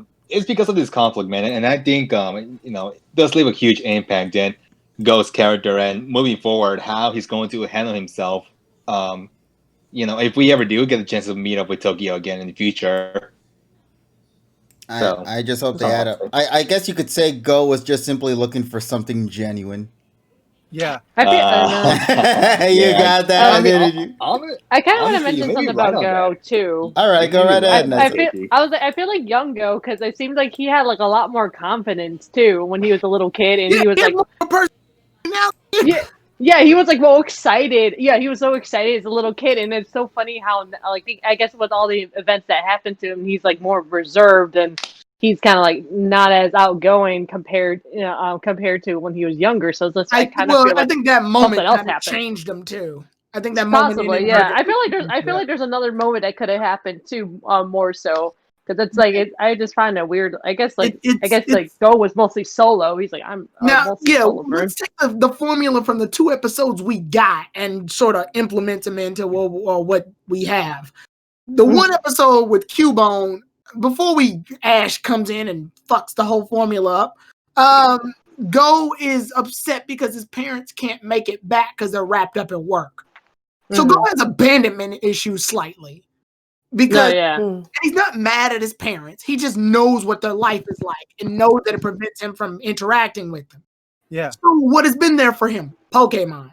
So he just sort of sticks to his computer and Pokemon because those are the two things that caught his interest. 6 monitor, baby.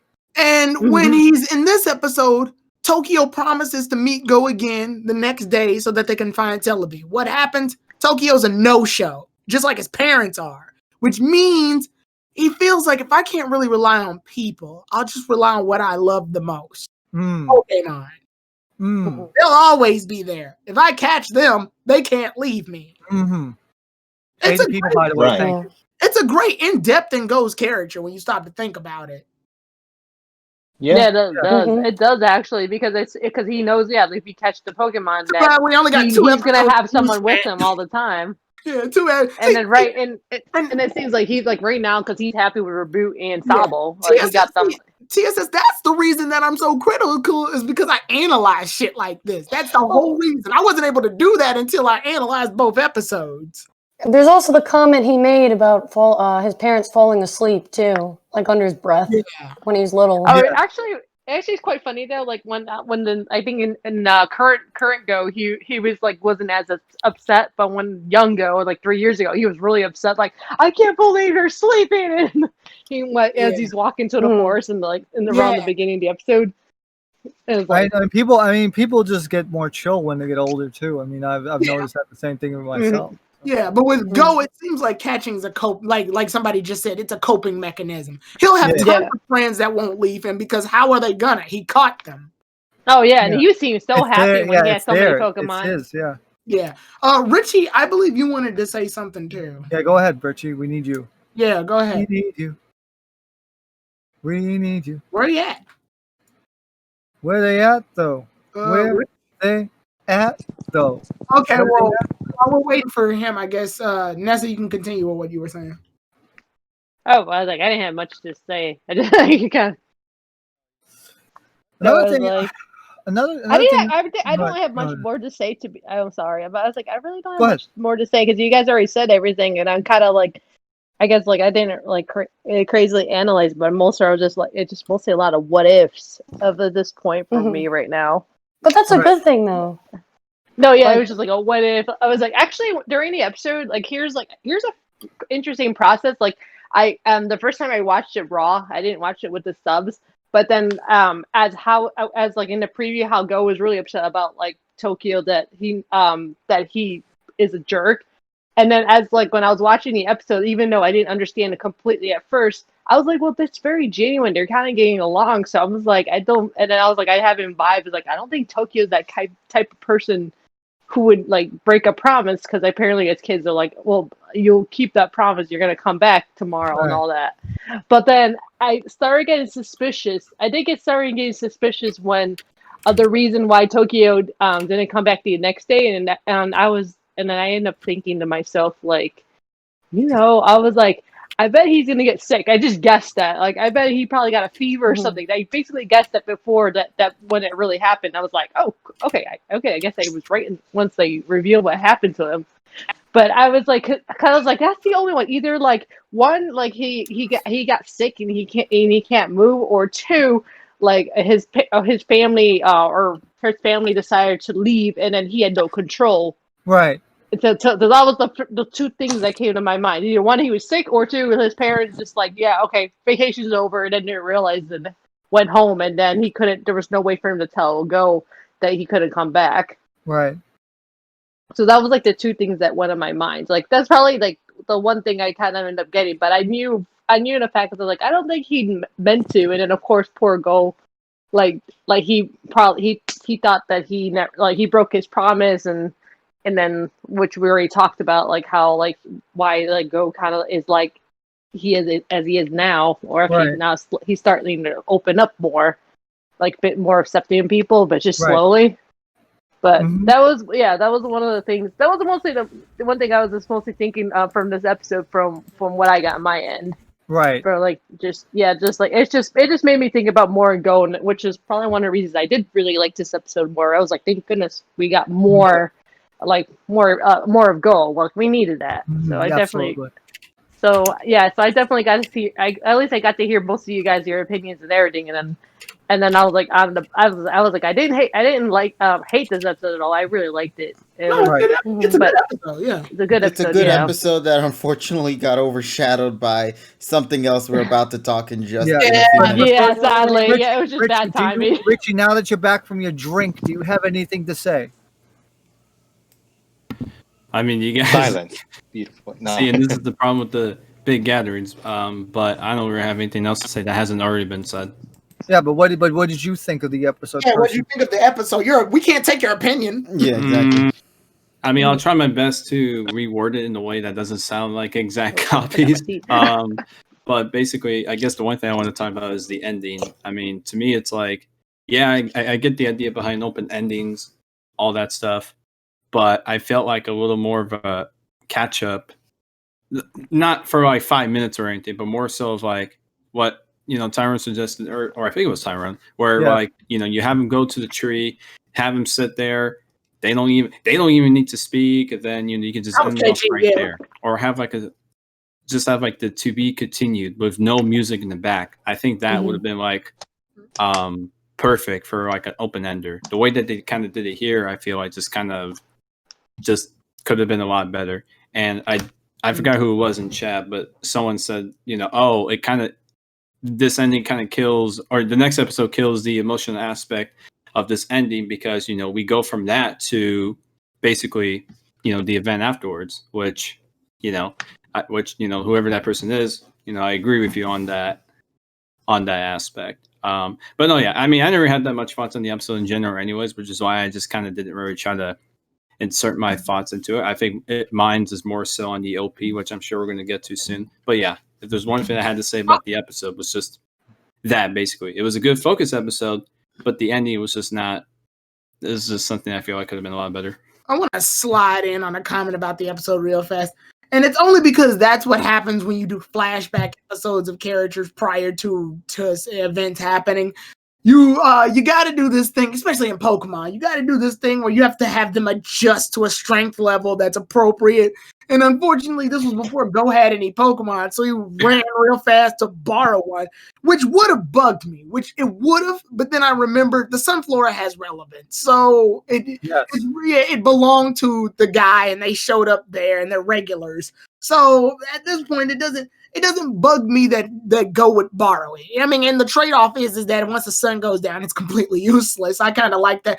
Actually, I get a lot of interesting stuff out of Sunflora in this one episode that I never got in the episodes that were actually started. Because Sunflora is usually one of those background Pokemon that it's just there to let you know the forest is full of life. Yeah. So it's very interesting, but it's just something I wanted to point out. So we can move on to the big thing now. Well, actually, before we do, anything you guys want to say about next week's preview? Oh yeah, Cricketune. The Cricketune girl, there you go. Best girl of 2020. Yeah, I know. Just a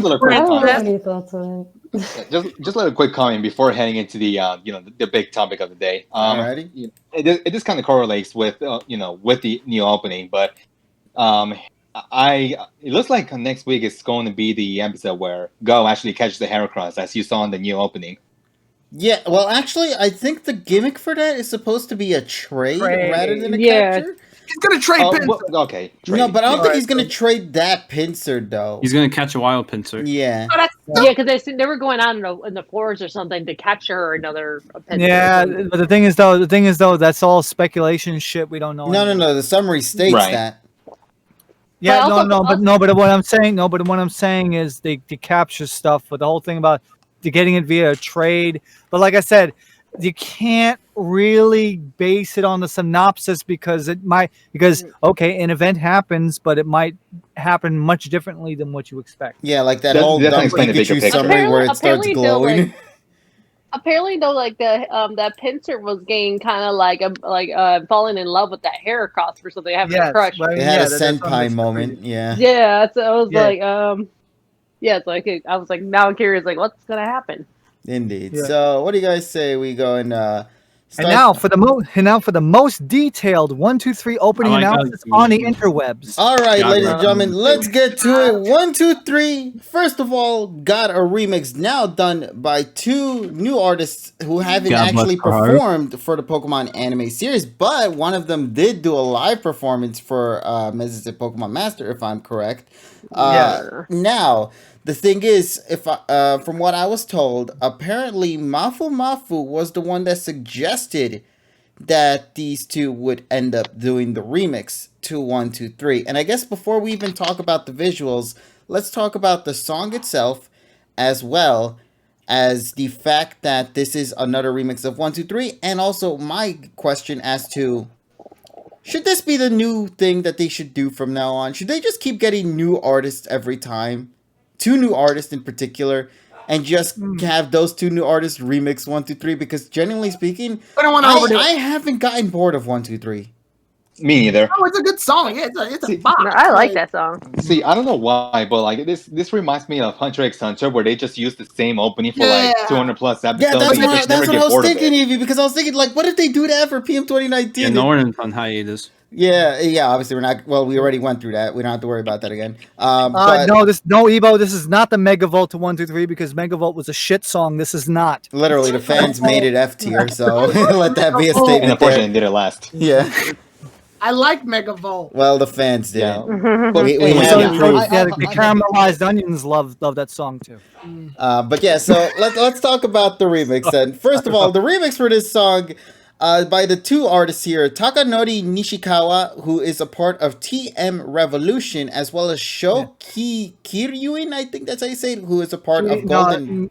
No, it's Sho Kiryuin. Yeah, Kiryuin, I think that's... I Yes. hope I'm pronouncing that right. Yeah, but that's right. Yeah. They were the ones responsible for the remix. And yeah, they got asked by Mafu to go and produce the remix of the song, which is a rock remix. And I guess the first thing we should talk about is the song itself before we get to the visuals. What do you guys think about this? Because personally, I think this is a beautiful follow-up to the original. Beautiful. This is a worthy successor. I will wait until the last because I have a whole laundry list of stuff I have to say about it. All right. I like the rock. I like the rock more because of the guitar. Get your retirement plan, kids. I like the rock more because the guitar works better. Like I think. Oh, go ahead. No, go, Paul. No, Go. I think it fits well with this upcoming season. Yes. Oh yeah, Polly took the words literally right out of my mouth. Yeah, that, because this season it feels like it's going to be more focused on Ash and Go actually doing their goals now rather than doing the Sakuragi missions, which they're still probably going to be doing them here and there, but this one's They will. Yeah, this one's more focused on Ash battling and Go catching now. I feel like it's more developmental. We're entering like the developmental phase of the series. Yeah, this first season was more like introducing the characters. Their purpose. It was introducing the characters and why they're in the university in the first place. Now it's literally breaking down. Hey, Ash and Go are 2 people and they both have goals. We were talking about the music. Well, yeah, that the music drives into it, which is what Polly knocked that out of the park. No, it doesn't, because my list of that stuff is even more than that. I'm saying the music. She's saying that the music drew into the theme. Yeah, The rock genre. Yeah. But I like wasn't expecting you guys to talk about the visuals. That's what the whole thing. We'll get into it. Yeah, I just want to make sure everybody gets their I was message. talking about the music, though. Yeah, she was. All right. So everybody got their take on the music aspect, I guess? Anybody else want to add anything? We can let TSS Not take really. the floor on this one because Yeah, I'm sure he has a lot to All I say. can say is I'm actually neutral with the new version of the song. I was like, it's okay. I was like, I know everyone else. So you're has kind of like, like on mixed on it then. I'm just kidding. yeah. Yeah. All right, so TSS, what do you got to say for the music? And I guess you can also transition to, if you want to the visual department soon after. Yes. So all right. So we have a few definite notes here. So here's the deep down analysis. So first of all, this new remix of 1, 2, 3 is 3 semitones lower than the original one. The original one was in C major. This one is in A major, which I like. I personally like. I can actually sing the fucking top melody now. Because now the top note in the song is B4 down from D5, and also it makes it more of a male tenor song now. So that's why it fits those 2 voices perfectly. It features very excellent stereo separation on the instruments, especially the drums, the chimes, and the synth panning, and also the guitars. They also do. I love it when songs are composed where you actually have the panning from right to left or left to right of instruments as an effect. I love it. Also, people call it a rock song, but I would actually call it borderline melodic metal.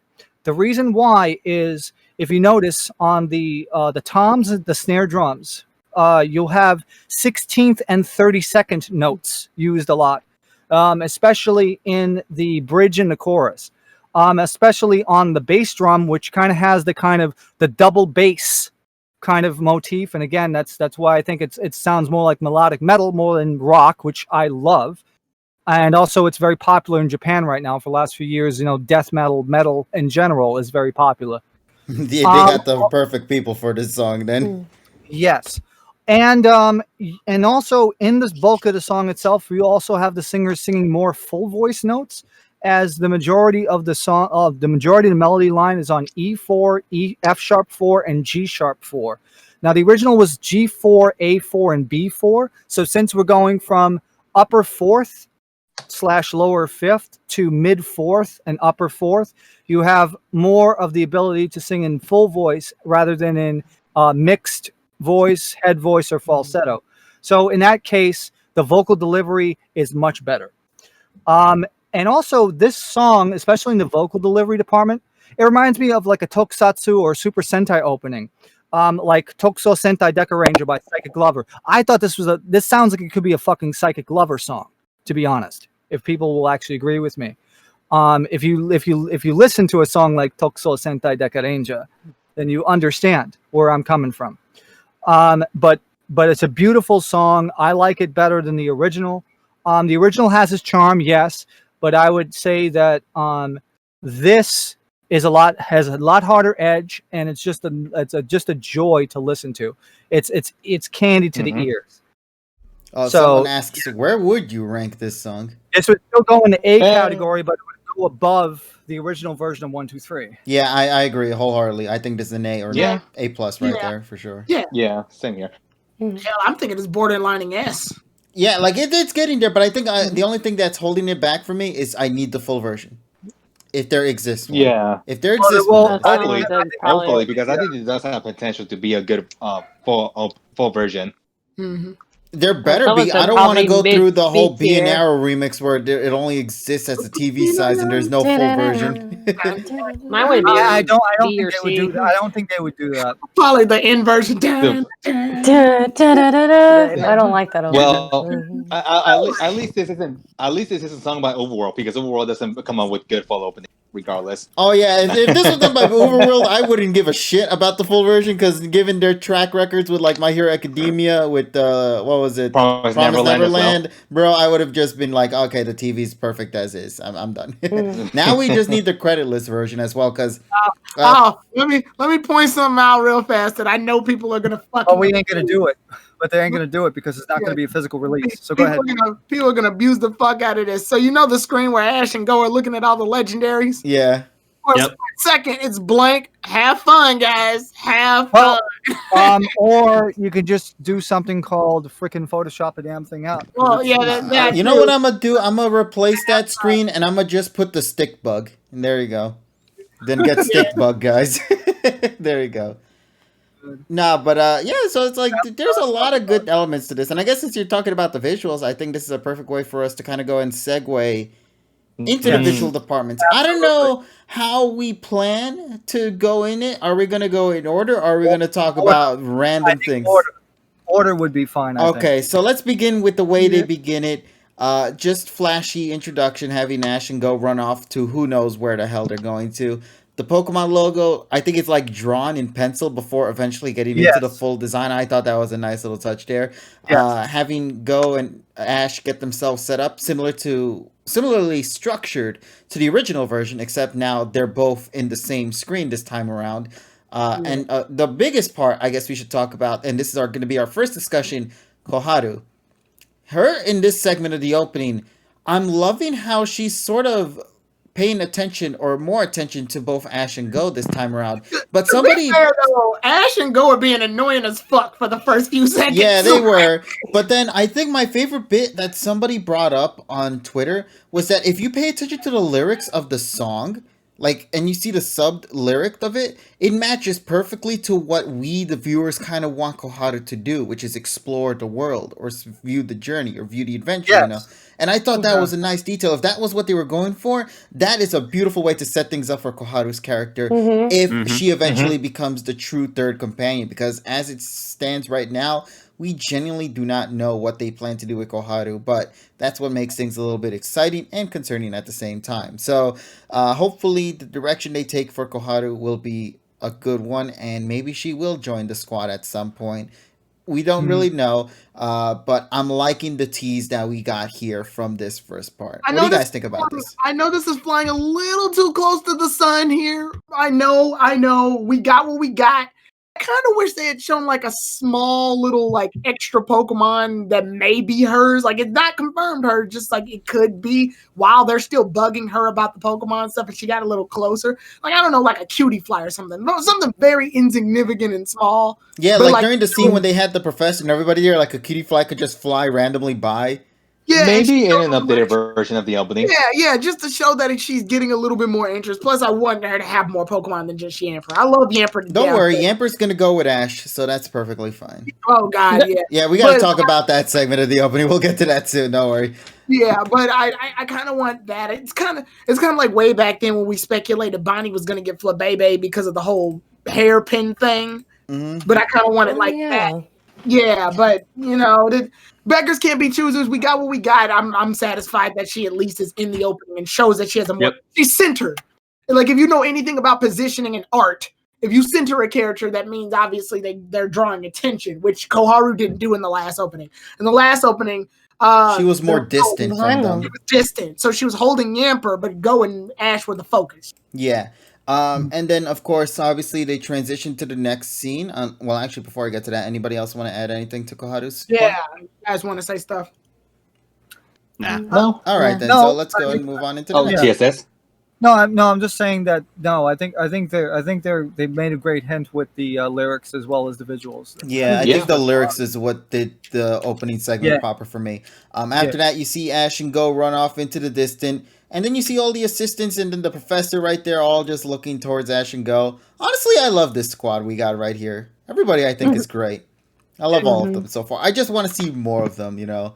Obviously with the Magnemite dude and then the other chick as well. You know, we always want to see more of these characters and just kind of see be explored. Yeah, well, I mean, what else are we going to call her? You know, aside from her real name, I guess.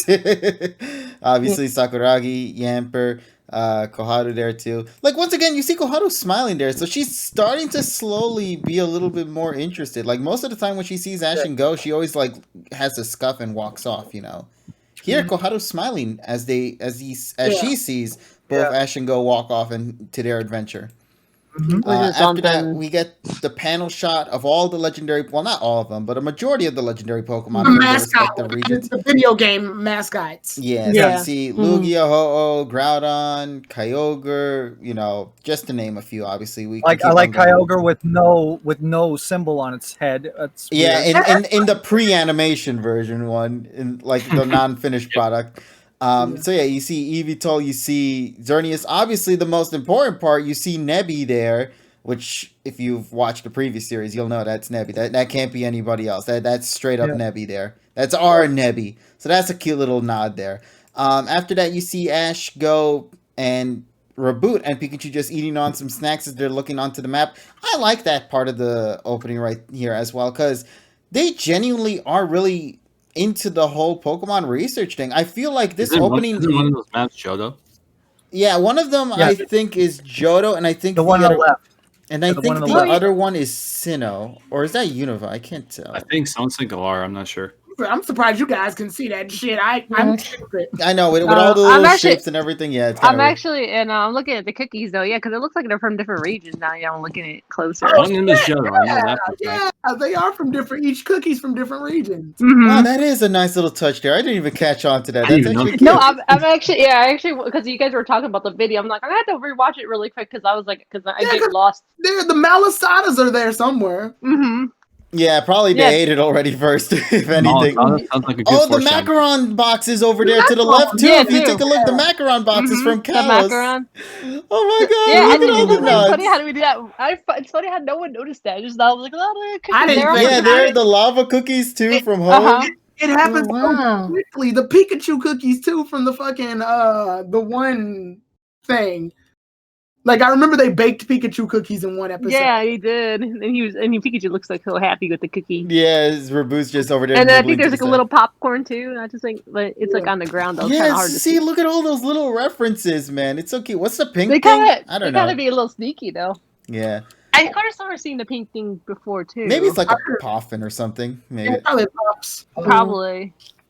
Yeah, so once again, cute little nods. They're also symbolizing the whole fact of, region traveling. It really does make it feel like they're actually traveling to these regions. So yeah, I don't know what it is. I just like seeing Ash study these kind of things as well, because normally Ash tend to kind of just go wherever he wants to. But here, just with Go, just looking forward to whatever next adventure they're going to get themselves into. That's a nice little touch. I appreciate that a lot. So we move on into that. You see Go falling into the distant, with Mew just swirling around Go and a bunch of Pokeballs appearing, and then we get to the first major part of the opening, in my opinion. The 3 legendary birds and the Pokeball that Go has in his possession. And it has to be electric. Yeah. Here's my thing. I think this is the beginning of the legendary battle raids now. Could be, I think Go is going to start catching the legendaries. And maybe what better way to start things off treading on water there. Go can catch like mid-tier legendaries, but he can't catch fucking Groudon. We already see what happens when you fuck with them. No, but that's what I'm saying. They're starting it off simple. Fire, ice, and light. Just like in the second episode where they did with Lugia. Yeah, that was a legendary raid battle that they had. So they might do something like that again, but this time both Ash and Go are going to use their Pokemon to go up against the birds. They just gotta tread lightly with legendaries. We don't want a whole go-kart Articuno now the entire world. No, if Go catches Arceus, that's a different story. There you call God. I don't think all the ice caps melt and shit. We don't need that. I don't think Go's gonna catch any of the box legendaries. I think it's more so the side legendaries. Oh yeah, that's why I said mid-tier legendaries. That's why I said I would love for Ash to get a Latios and Go gets Latios. Terrakion, Cobalion, and Virizion, those. Yeah. Now, let me go on. Yeah. So it could mean that like you guys said, the start of the legendary raid battles. But of course, the openings don't really explain the entire story, right? We've seen it before with Lugia, which we initially thought that, hey, maybe Lugia's going to be the one that's going to take Ash and Go to these different regions, right? Probably didn't happen. Well, it didn't happen at all, right? At least from this is just my opinion, though. I could be wrong, of course. But I think they're just showing the legendary trio just pretty much because they're from Kanto. Yeah. I thought it was also because the Galarian forms are coming soon. That too. Yeah. Which is why I think Go's going to catch the regular ones to lead up to the Galarian forms. Then I think we're going to get a Kanto versus Galar battle. So right now with all everything they showed in the intro though, like would this last probably the next 4 to 6 months? Probably that's going to be coming out. Yeah. But Evie also mentioned, we got a trailer that actually showed Zapdos, which I think was probably in the power plant. So I think that might be the beginning of the legendary raid fight going on. That'll be nuts if Go catches a legendary though, especially starting off with the birds. Like, damn, that's what a way to start off the whole thing. Yep. But yeah, so that's a cool thing. A nice little detail as well is you actually get to see the inside of a Pokeball as well. Oh yeah, I love that scene. Yeah. And then you see the little then they're like kind of showing off their their perspective, the perspective of the and Pokemon. and it matches the lyrics. Zanbu boru no naka. Yeah, and then the ball opens up. I love that. Mhm. You know what it reminded me of, as silly as this sound? The Pokemon special manga. Because in the special manga, they actually have the Yes. Pokemon view, Yes. So- Oh yes.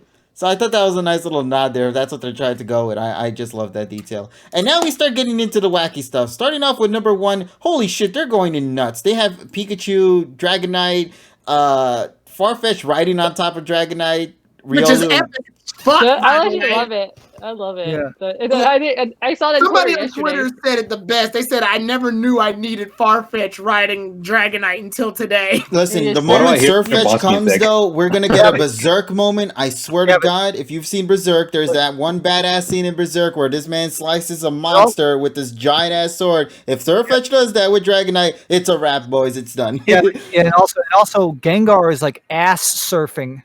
I love that. Mhm. Yeah, For real. he's just sliding in. It's so Because he's cool. facing through the Oh ground. my god, you look at it, it's so much fun too. You're just like, It's yeah, a look really at nice me. shot of his team. Like, Yes. And it's also so fast-paced, too.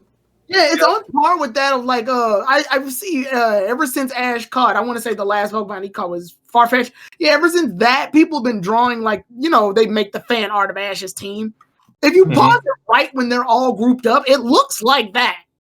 Better than Yeah. that, obviously. 'cause Yeah, it's Kansas. I love how they just charge in all together as a squad. I Yeah, think it that's my looks favorite good. thing about it. It looks really good. Visually, it looks Man. superb. I I loved do it. like And how Gengar's fucking with Sobble later, but we'll Yeah, get and then to- Raboot comes in. Okay, let's clear out the The Aerodactyl Raboot surprise real slide- quick. the Yeah, Raboot Aerodactyl just appears out of nowhere. Which is Yeah, like- I mean, people are talking about Flying Gun, but what about Aerodactyl? Aerodactyl Oh, is yeah. Ghost. Yeah, We out can of automatically nowhere. confirm that's it's probably Ghost.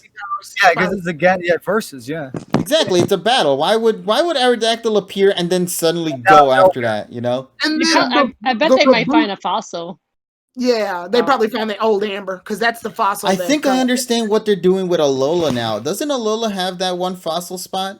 Yes, it does. Yeah. They could finally touch upon that because I don't think they ever did in the main Sun and Moon story. Right, No. Yeah. right. And that's They why haven't. they're going to Alola for. I think they might be going for that because like there might be a fossil exhibit going on, and then they'll try to go because I think in the trailer that they had, they showed off Almastar, which is a fossil Pokemon. So I think that's the gimmick that they're trying to do there. We don't know for certain yet, of course, but I think that's the direction they might take for That that. sounds like Yeah, a likely plot, though. You put 2 and 2 together, and you might. Yeah. Yeah, so Yeah, that's what I mhm. think is gonna happen. After that segment of the opening, we see Team Rocket with the gotcha machine. That looks a little cute there. I love that they kind of reference the first opening with how Ash can go through the Pokeball in like the beginning before the KG, course. We're gonna give Polly a minute to express her thoughts because out of all of us, I know she's the most pissed off, Okay, Gotcha. I just and I don't blame her. go I ahead, don't Polly. like the gotcha thing. I mean, Yeah. fine, they need to be in the opening. One of her Cool. friends in the Anti-Poke Guild, Nova, she hates the thing. Like to the point where she's literally said, if I see it in the opening, I'm jumping in a lake. And then goes, well, guys, I'm gonna go jump in that lake. I don't think we heard from Nova ever since then, so Dude, it might be that's concerning. To be continued. Because I'm like- oh god, the gotcha machine. I thought they would have a team by this point. Yep. That's Don't fine. worry, I'm gonna make a video on it. Okay, so Yeah. if you want her full please. thoughts, look forward to that when it comes out, I guess. Before the Team Rocket thing, I did want to comment on the Raboot slide kick. That shit was dope. I love it. feel like- He protects Sobble. Like once again, as I Yeah. talked before, he's being the big bro for Sobble. I'm liking that, and he showed off in the opening there. After that, I don't know if that's just me. Was that a part of the episode when Pikachu was going up against? Oh, it's reanimation, but it's the same concept. Yeah. Why Trenton? Why this? Like, I don't get this part of the opening, honestly. Because we need a reason to have Pikachu, Feature go Dynamax. pre-Jenny Craig again. Oh yeah, we need to I go mean, season dude, one. we're I think they just we're doing Gen 8, Sounds so good. of course we're gonna feature Dan. Yeah, I just feel Dynamax. it feels weird that it's outside of the stadium again. And Ash, Yeah, if you I look mean, in the of all opening, things, Ash right? isn't with his Yeah. Dynamax band as well. So No. I think they just missed the intention of detail at that point. Yeah, missed it, yeah. yeah, so maybe in an updated version they'll do that. After that, you get to see Galarian Farfetch and Riolu duking it out with each other in like a training montage segment. That looked cool. That looked really awesome. I love Oh, that. that's a good Mhm. montage. Yeah. Oh Mhm. yeah, that. Yeah, of course that's And then we have the jump in. I can't wait for Lucario and Surfetch to come in because you know those two are gonna kick some major ass later. Well, speaking of Lucario, I want to comment. Yeah, the fucking. Well, now that we talked about the Farfetch, the damn. I call it the Rurouni Kenshin. You view him as Rurouni Kenshin? Oh, you know the scene where the samurai fights a bunch of different samurais while yes, I know. Grass scene. I love it. It looks cool. I love that. I love that Surfetch and Riolu are like the training montage, like the squad right there. The training buddies. We're not going to see the Magikarp salesman because let's see. He's stuck in Unova. He's stuck in Unova, and he's never going to appear again because Ishizuka passed away. Unfortunately, also, yeah, and because I like the camera scene, also that's some low key X and Y shit. I'm just saying. The way the camera's panning out, like having the mountains move to the side. It's starting to get there for you, buddy. But I love that montage. After that, you get to see Ash and Ash jumping with his Pokemon as you see all of his Pokemon alongside Yamper and Mr. Mime. People are so confused for the Yamper, but I'm like, Yamper needs to appear in that shot because he's just as important, you know? Yeah, they just wanted to show Yamper off and Koharu's not in the scene. Exactly. Like, people are talking about Yamper, but not about Mr. Mime, who's also just a recurring, not an actual capture. If they showed off Mr. Mime, but not Yamper, then people would start speculating Mr. Mime is the canonical 6th Pokemon, which I don't think we need fans to think that right now. So that's why they have Yamper there, so we can make sure that, you know, Mr. Mime doesn't get included. But Yamper's just there to be happy. Also, you have to remember that makes 7 Pokemon, and also when Go appears, is also 7 Pokemon. Exactly, so it matches. But another cool thing about this as well. What? No, Richie's timing. Okay, so what I'm doing to make sure that we keep up, I'm playing parts in silence. I'm playing it in silence in the background. And when he said that fucking squirrel, dude, Squirrel is like right in freeze frame shot. Happy as fuck. Yeah, he's just smiling right there in the distance, man. I mean, what can I say? Smiles when he eats all your food. Right, fucking squirrel, dude. But yeah, Squirrels, man. okay, another cool thing, I guess, since we're talking about the Ash and Go gimmick, I love that Go's side has a lot of interesting Pokemon, specifically. The Lord! I love that they have the Lord there. You know, the Lord Magikarp. I think Magikarp is going to be Go's actual 6th Pokemon in this game. Yeah, it legitimately is the King of Carp. I just love that Magikarp's there because I know it sounds stupid, but that Magikarp I feel is as much of a main character as Ash's and Go are. I love that Magikarp so goddamn much. I need to see more of him. So to see him, to see this big ass Magikarp, bigger than Scyther and Farfetch, even close to size of Flygon. I don't know what it is. I love about that scene there. It's like Flygon, and it's like, well, a lot of people got pissed. Yeah, okay, Flygon. So here's the thing. This is going to be the biggest problem with Go's character, and it's unfortunately something he has to live with. Because he's catching Pokemon, he's also going to start catching Pokemon that fans wanted Ash to get. And unfortunately, he got Heracross, which Ash already has one. I didn't care that for much, honestly. I feel like, well, let's go catch whatever.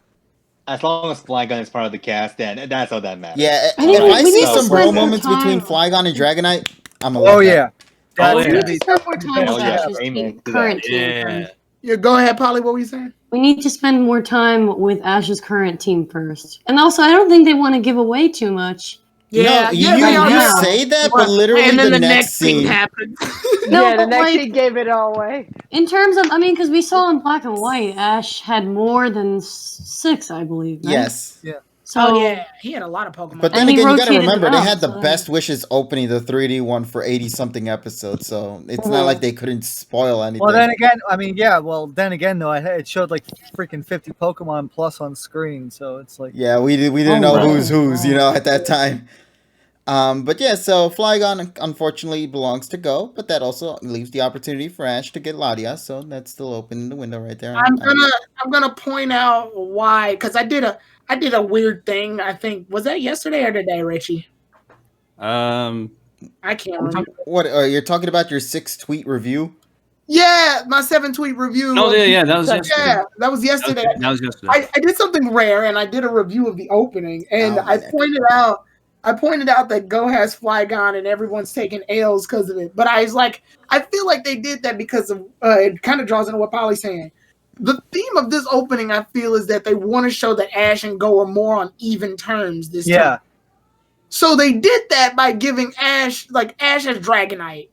And he can't have Dragonite and Flygon and then put them both up to each other and go, they're even. I'm like, no, they're not. When you see, if you see Dragonite and Flygon on the same side, and then there's just the Lord Magikarp, you could tell it's so uneven because Ash is gonna get his ass whooped by the Lord. So. Oh God! So to balance it out, they went ahead and gave Go the Flygon to match the two up. So now Ash and Go both have considerably powerful dragon types. Yes, and this dragon's coming really soon in just a few episodes as well. Yeah. So and it killed like 99% of the speculation video. So yeah, poor Raph. He just posted a video, and his video just got debunked in like a minute. And it just completely destroyed. Also because our buddies over in the Anti-Poke Bros, they also had the whole thing, and they did the episode, and it's like, it was a waste of time, but it's okay. But it's all good. Hey, we love them. You can't win them all. You can't. You win some, you lose some. Well, that's just the remember 3-hour discussion on 5 seconds of footage, and then exactly. We're no less better than them.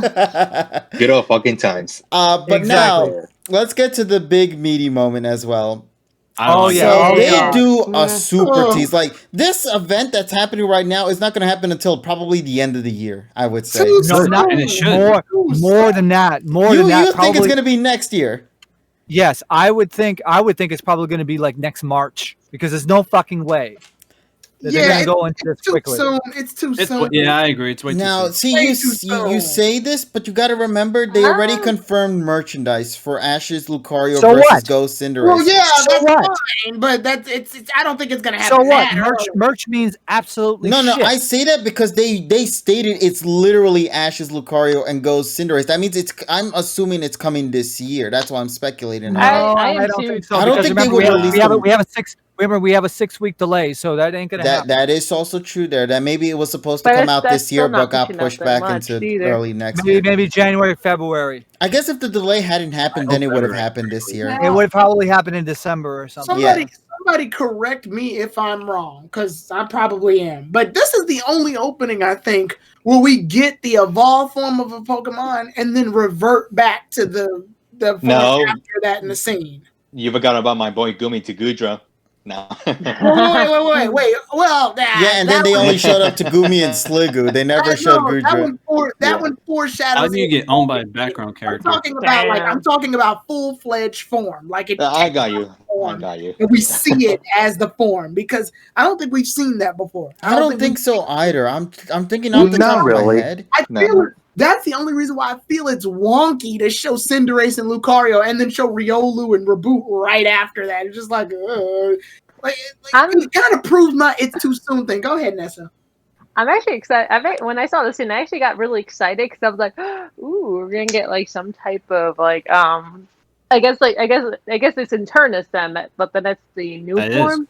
Yeah. So I'm actually quite. I was quite genuinely interested seeing that scene because I was like, okay. I was like, oh, Go has a Cinderace. If you remember, they already teased them in. So I'm actually curious how that's gonna lead up to that fight that we see in the opening. I'm curious.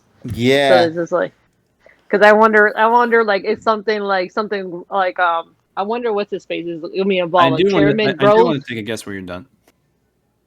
Yeah, I wonder involvement with something with Chairman Rose. I wouldn't be too surprised. Or if Chairman Rose gets these two involved in this, that's gonna be insane. Oh yeah. Yeah, no. If that happens, that would probably be a freaking awesome dream. But you never know. Sometimes. So far, they've done the impossible with this series. I know. Literally, you got to remember, we're only 30+ episodes into the series, and Ash is already stacked. Go is getting stacked with his team as well.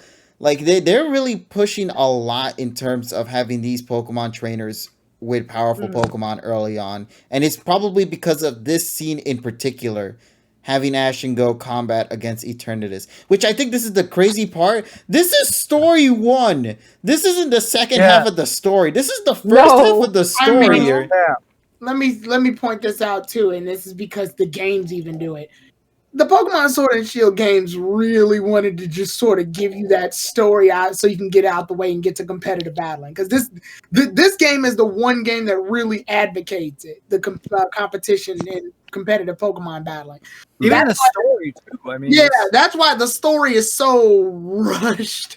That's why so in turn, if the story's rushed in the games, then in the anime where they have to fit this story plus several different other regions in, I'm not doubting that we'll get to this sooner than we normally get to the other stuff. I'm not even doubting that we'll get to the Dark and Day plot sooner. I'm just saying, like, I think, and my theory is that Ash will probably fight Leon again at some separate stance, but it'll get interrupted by this thing. Yeah. By this. And then Ash's true fight with Leon will be towards the end of the series.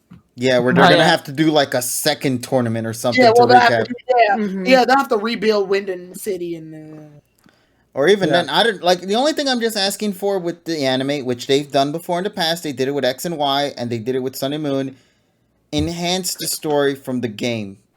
Give more context to the things you couldn't add into the game, and make it fleshed out even more. Yes, yeah. If they do like they did like X and Y, because I actually loved that they arc right after the league. What they did with the Zygarde, the Lysander story. Yeah, they do something like that. The goddamn game because we didn't get Pokemon Z. Yeah. No, but actually, if they do something like that, I would be very happy.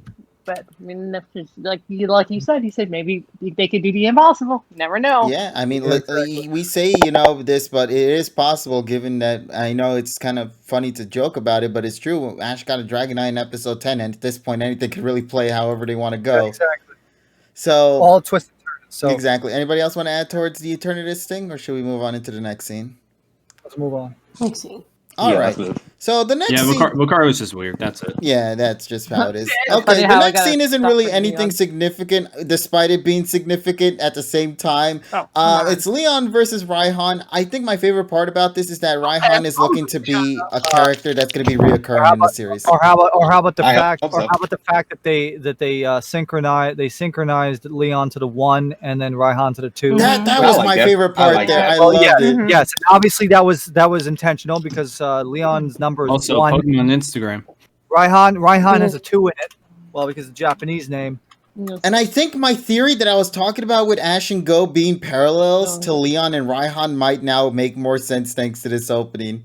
Because you see in the second scene when they're all together taking the Instagram shots and all that, and Dragonite swooping in to take a hug for Sobble. I like how Sobble looks freaking watery. Yeah, because he's about to cry because he's standing with 2 champions behind him. I like the little Trapinch emoji on the top and the love disc. Yeah. The Dreepy as well, the Drifloon. Emoji and the Drifloon. I guess the Drifloon is if you're wanting to share something. I thought it was if you were ghosting someone. I don't know. I like that too. Well, yeah, and then why is the Trapinch? Well, I guess Trapinch is just up there because that's probably that's just a sticker, right? Yeah, that's just a sticker. Yeah. And then the Dreepy. Okay, so the Dreepy probably is if you want to share something there because you're sending it off like a missile. Yeah. All right. And now for the scene which caused Ben to freaking completely lose his all right, Kevin. I was gonna have a baby. Captain America, Civil War. Yeah. Captain America. Oh yeah, XY stands versus Sun and Moon stands. Rise up. Let's talk Kevin. about what might be my favorite part of the opening, only because I knew this was gonna happen. It's just more so it was a matter of time. The Sun and Moon reunion is happening. And boy, does it make me smile, just all giddy. I legitimately screamed when I saw this. And to be fair, that's the only region that they haven't been to yet. So this. Listen, I'm gonna say this right now. Had they been to Alola and not have these characters be brought up, that to me would have been absolute terrible writing. Right, it would have been a disservice. It would have not just been a disservice; it would have been absolute terrible writing. The only reason why is because we've stated many times before in past discussions, Sun and Moon is a super small region. It's literally 4 tiny islands, and that's it. And I love that these characters are back here. They came back to school, which obviously means that time have passed by since the events of Sun and Moon to the present timeline we're here in Journeys. So I'm very happy about this. It only makes sense that the characters are back, but I think my favorite scene about this is just seeing not only the characters back, but they're partner Pokemon as well, because that was such a big theme in Sun and Moon. So to see them capture that in this 1 second moment with these characters here did a wonderful job, and already has me excited to see that we're in good hands when this reunion happens. All graduating to trial captains when Ash meets them again. Actually, I think they'd still be at school at this point. Oh, they're all holding rings too. I just noticed that. Huh? They still have them. They all have their Z rings on. Yeah, of course they better. Otherwise, hey, look, Ash doesn't have his Dynamax on 2 fucking occasions. I thought they would just not draw them. No, listen, they've been established to be a part of their character with Lana and Mallow and Soft. No, I'm just saying you would the consistency. Yeah, you would think consistency would be out the window, but no, the Dynamax band is only working in just one area of the story. You know? And they didn't draw it in the opening. That's what I'm saying. Oh yeah, they never drew it at all. Yeah, I'm gushing over the fact that Sun and Moon actually kept theirs in the opening. Yeah, but that's only because when you're going to bring a character back, you better make sure you bring them 110% back. Otherwise, we're going to have problems. Now, I'm sorry. I was like, on the Sun and Moon though, even though it seems like everyone's got excited for the cast though, I wasn't too attached to them, so that's why I kind of felt neutral. But if they bring, I actually like Kukui more because I love their relationship with Ash. So and him and Burnett. Yeah, if they bring Kukui and Burnett back because she was pregnant and then and that would say that time has passed, and bro, that would be the most cutest little moment ever. I know they're just in the opening, but I still feel like we need to wait a little bit longer to see them. You and I both, Tyrone. Yeah, we need to wait a little bit longer because I feel Well, the thing is that we have previews, which means it's probably going to come up in the next 10 episodes. Yeah, they had literally a scene where Verboot gets his ass punched by. I think it's pretty funny. Also, we have Ula. What the fuck's the mountain? Akala. Yeah, so we know, obviously some of them live there, which would mean that the other characters would probably also be there as well. I mean, I reacted to it pretty well. I was like, nice. Yeah, you know what happened with me with this? I couldn't go back to sleep, and it was 5 a.m., man. But honestly, 5 a.m. But it's like I reacted. I was like, okay, I'm on board this. Yeah. So I woke up. Twitter blew up. And I kept seeing pictures of the Alola gang, and I'm like, why are people keep posting pictures of the Alola gang? And then it was the specific picture of them together with their Pokemon. And then I went to go finally watch the opening when you guys put it in the chat. And then I saw them, and I'm like, oh, that's the picture. I thought it was just a generic picture of the fucking. And also, at 5 in the morning. Also, the official Antipoke Twitter actually put up the actual image without the text on it. Yeah, which is what I'm using here for this image. That's the image I kept seeing because I was like, oh, is this just a generic image of the crew that people are posting? Yeah, I think it's 5 in the morning. Kevin, you need to. You tweeted at me like, I'm awake. I did wake up to 50 unread notifications that morning. I'm like, you just hear ding, ding, ding, ding, ding. No, actually, my phone was on silent, so I didn't hear anything. Oh man, 87 people, by the way. Thank you for watching. Thank you guys so much for tuning in. So much is incredible. Like even now, like we're in after hours at this point, and we got 87 people. That's incredible, man. Much love, everybody. I wish I had done a reaction too, but the issue was, first of all, it was 5 a.m. Also, my dog. The only reason Ben and the others were able to do it because at that point it was like 10 or 11 for them, so they didn't have to disrupt family at that point. But still, if you haven't seen Ben's reaction, go watch it. It's incredible. Yeah, watch Ben's reaction. He has a damn baby. He gives birth. Yeah. I mean, if you wanted to hear a early 20s man scream like in the 6th octave, that's your video. Yeah, that was like if you wanted to just hear my reaction, just watch Ben's reaction because his reaction to Alola is the exact same thing as mine. I squealed in joy. I do think this is a nice touch. I kind of want them to give this treatment to other traveling companions. Like this opening shows that it can change. It can like change. Yeah, what about Iris? Wait, what the fuck is this? So I do want like a black and white version of this. I do want a Hoenn version. Like, there's just one problem with that. It does give like an opportunity that we're gonna get more future cameos from other. And the gimmick here is that Ash is traveling to all regions, not just like I think that Alola scene is one of those scenes that's going to be replaced. Yeah, as time passes on. As time goes on, and then you see maybe we're going to get a punch-in with like Paducah or something like that. Like, we already met Karina, so I'm surprised she's not in the damn opening. No, well, she's already done right now. Her story's not coming until later. He's done for now. In fact, actually, if they replace it with the Kalos version, then there you go. Instead, we get Marstop and Ludicolo, and I'm just like, okay. All right. First, let Polly say what she wanted to say because I know she wanted. Go ahead. Oh, Mamo, who voices Silent, and is it Yuki Kaji? Is that he voices Clement? Yuki Kaiji, Yuki Kaiji. They are very, very good friends, and it's actually I think it's one of the reasons why they had the special where Silent met Clement and Bonnie. So I feel like if one of them is peers, the other one is not going to be far behind. And from the last time we saw them, they were both in Kalos.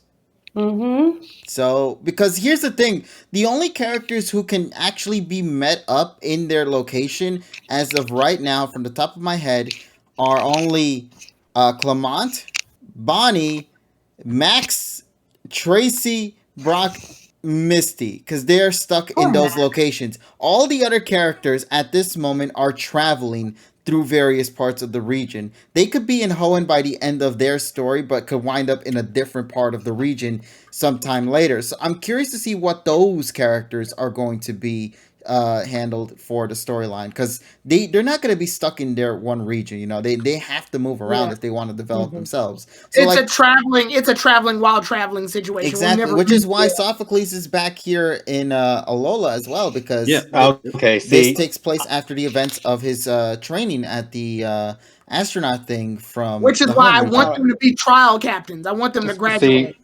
I thought Sophocles didn't leave for Hoenn because of this whole pandemic thing, but yeah, social distancing really got too hard. They told Togedemaru and I to wear a mask. Maybe that's why also the Unova characters are in lockdown.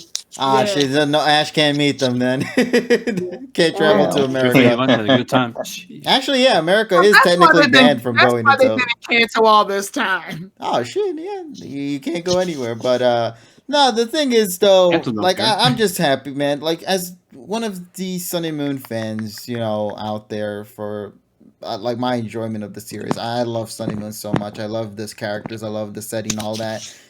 I squealed with joy seeing my favorite group come back, my favorite friend group come back. You know, and this is both an excellent thing and a very concerning thing as well for me, because when you bring back a member, you also have a lot of expectations to deliver upon that.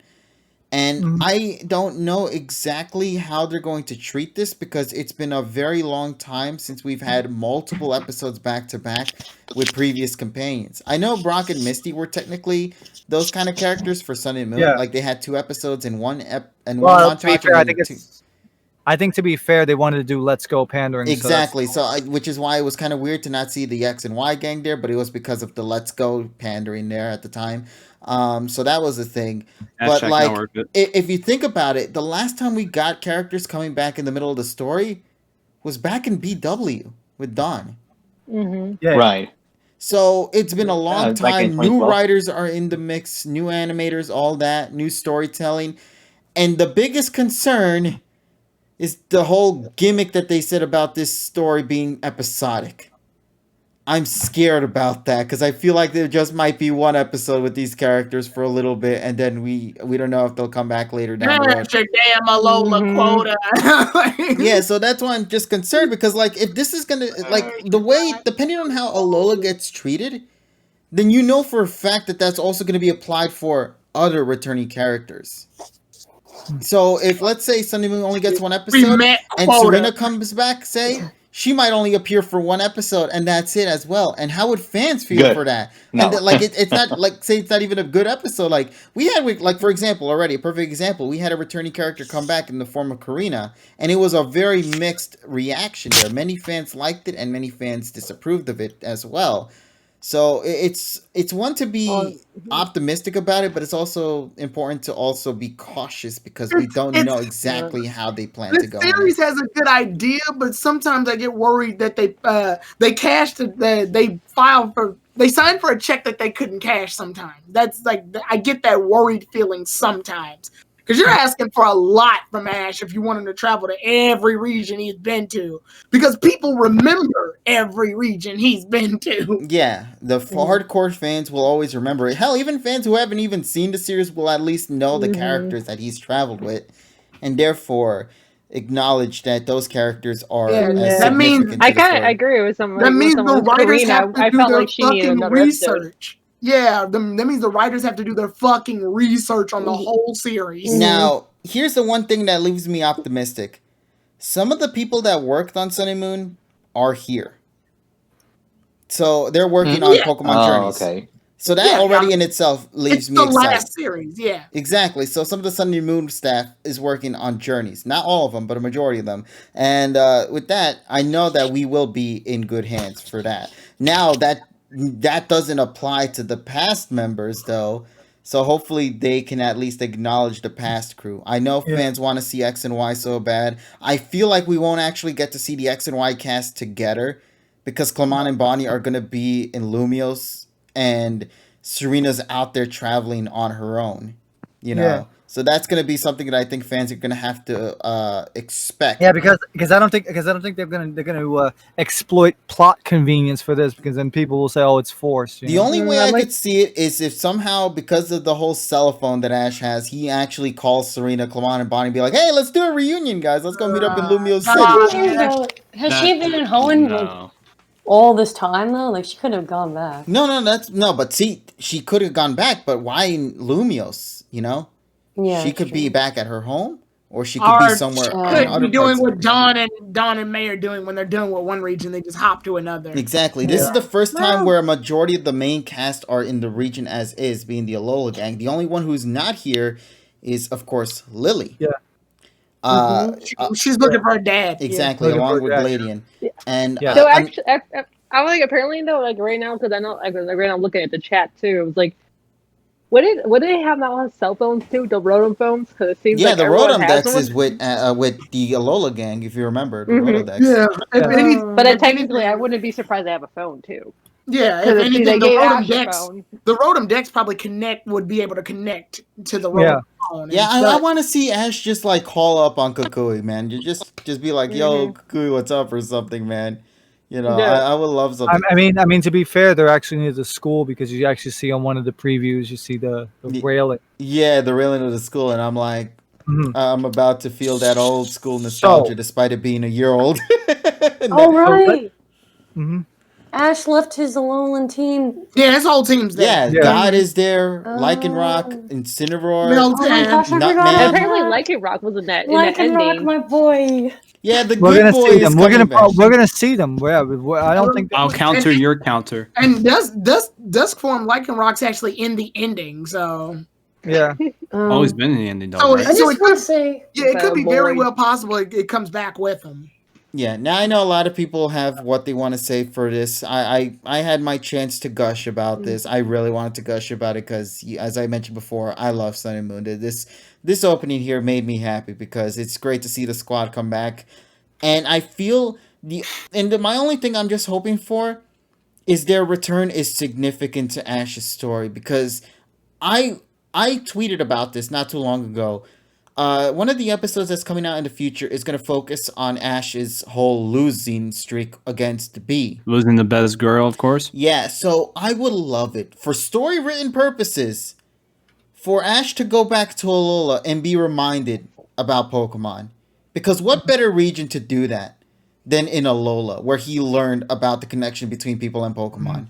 That, to me, would be a beautiful way to have these characters come back, have them remind Ash about Pokemon and connections with Pokemon, even Pokemon battling as well, and tie it all together so that way when Ash returns back to Kanto and continues his streaks of battles, he'll be back to his old self again.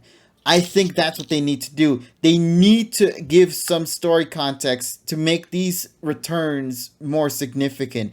Give something extra to Ash when he says farewell to the gang.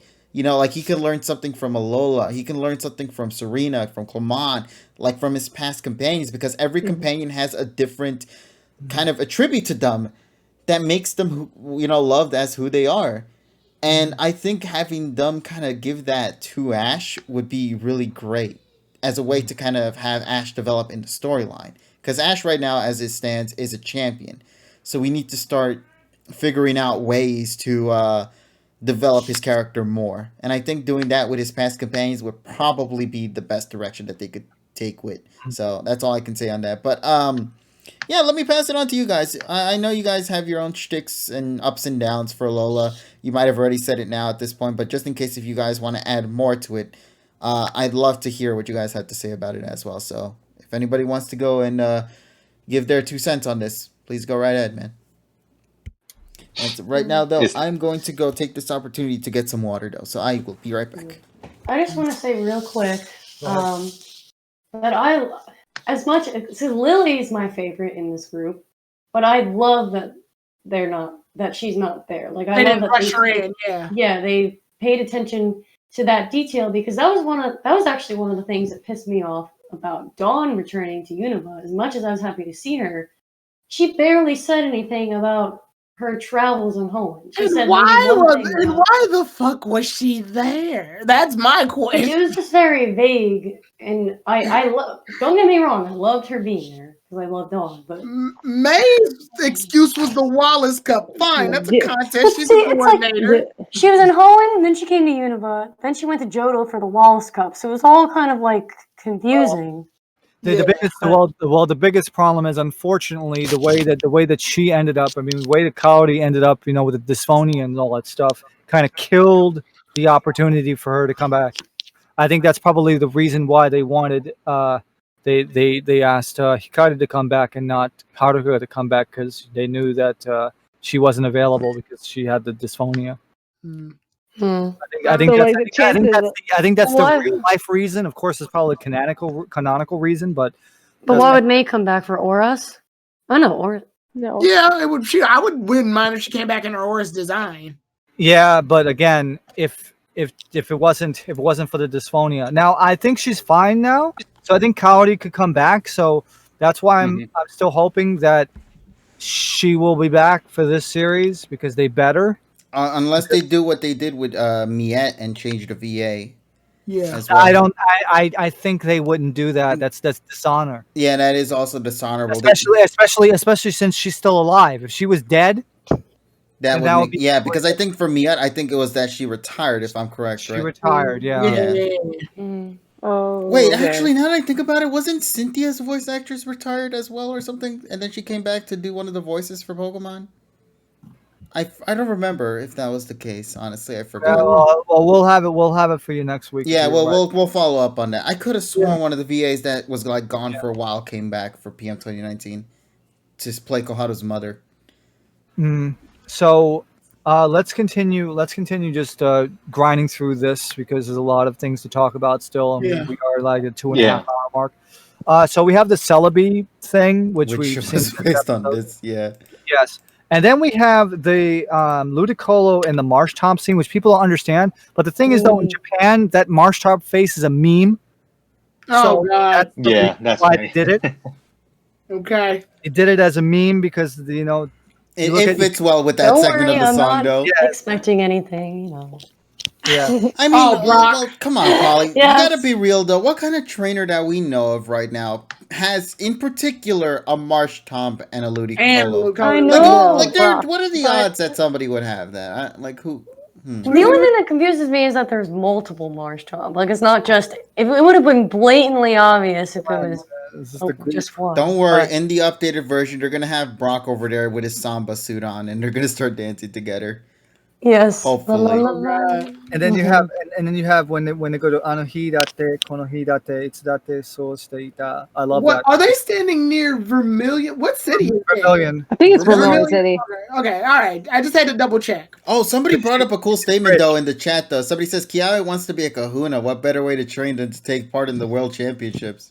Oh, that's actually really clever thinking, though. Oh shit! PWC fucking match in fucking Alola. Let's go. Oh, that would also make up for the fact that he didn't get to fight Ash in the league. That is true. Oh my God! Yeah, you're right. Look at that. They're already putting closures to incomplete stories. Potential. Yeah. Pokemon World Championships. To the person who brought that up, Pokemadness 1996. That is a really good idea right there. once again, we I love mean, you guys and in the chat for there is that. an official. Anything could happen. There is an official league now in Alola, so it should register. It should be able to be registered for Pokemon World Champions. Oh yeah, Yeah. it's open to anyone. It doesn't Yeah. matter like status. It's open anyway. Yeah, because And it's also- not like it's. Also, with Well, the the- Ash versus the Kiawe fight, that would also build up to what I was talking about before. We're trying to get Ash back up again for his future fights. So Yeah. Mhm.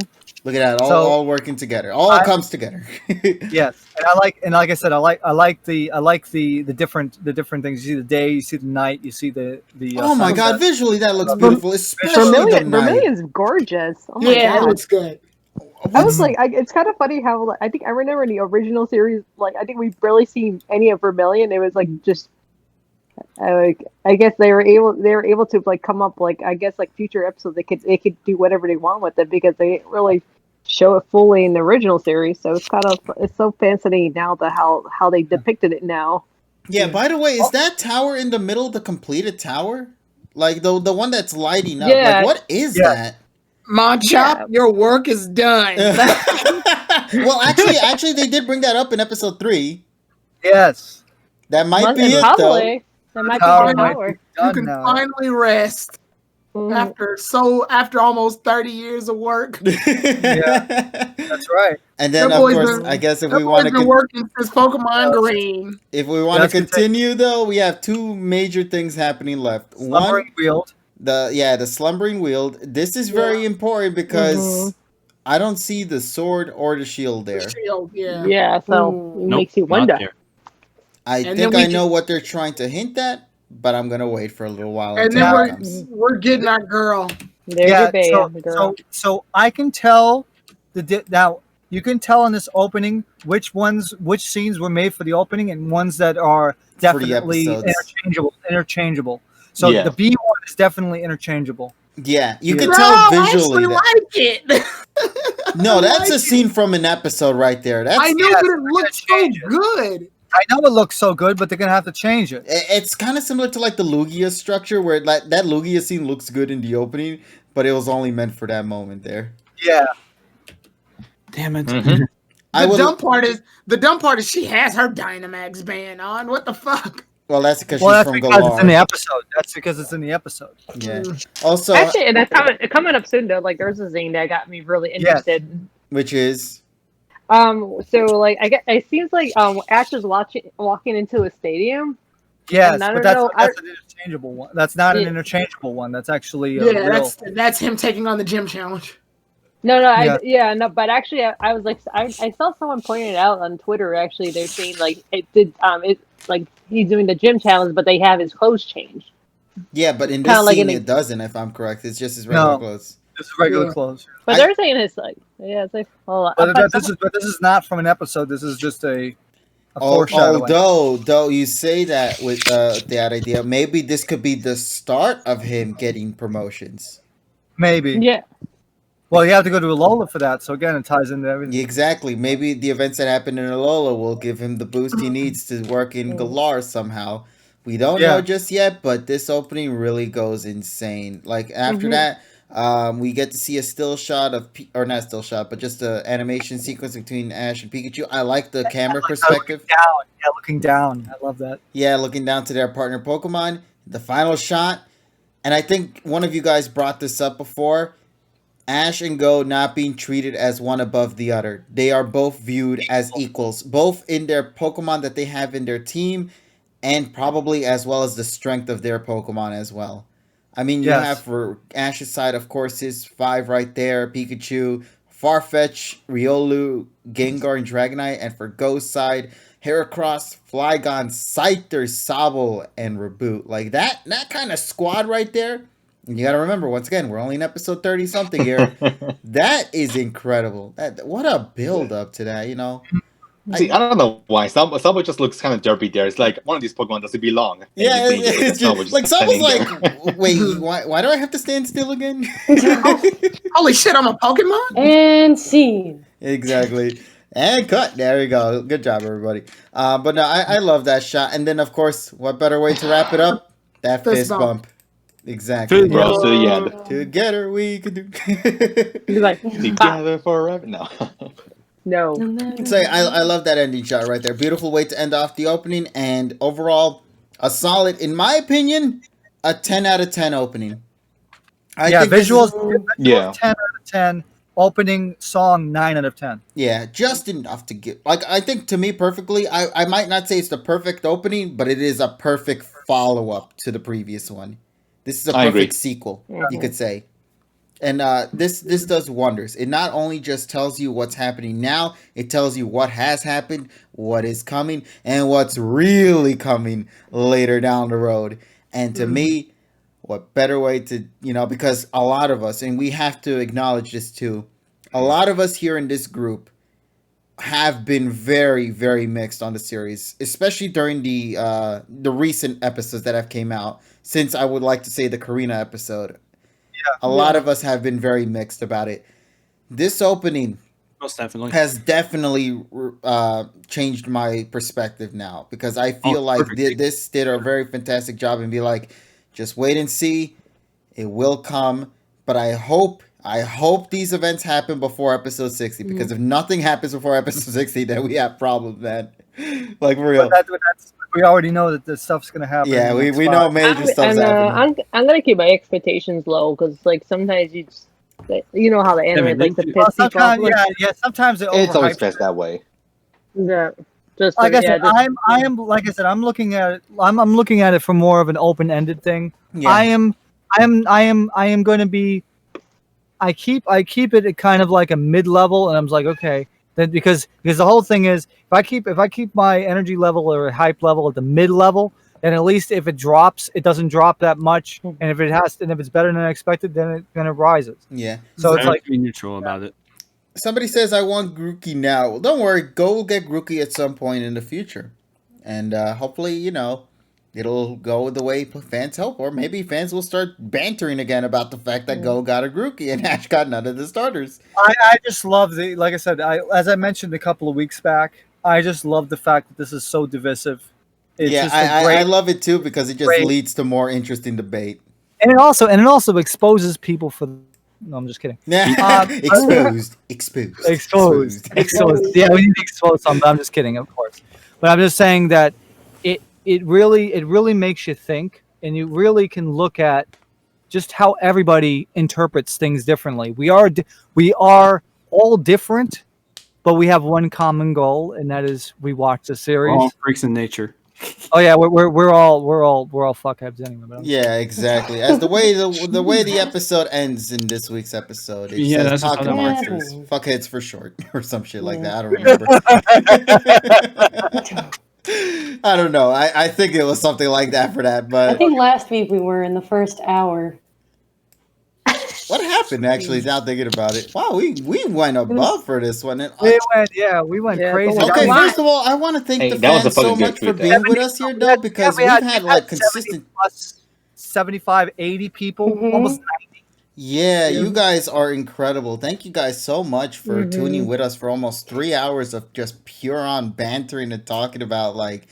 I told you that this is going to be the most in-depth look at 1, 2, 3. Yeah, like we spent longer on the opening than we did on the episode. I'd like to knew that say. was going to happen. And that's why you do the episode. I had more to say with the opening. 70 minutes, and I told you this was going to be the most comprehensive 1, 2, 3 opening analysis, and there we go. Yeah, put the fucking stamp on it. Yeah, there you go. Like the seal of approval right there. And I know that there is still stuff I think we never dabbled on for the opening that we probably can break down more often into the future.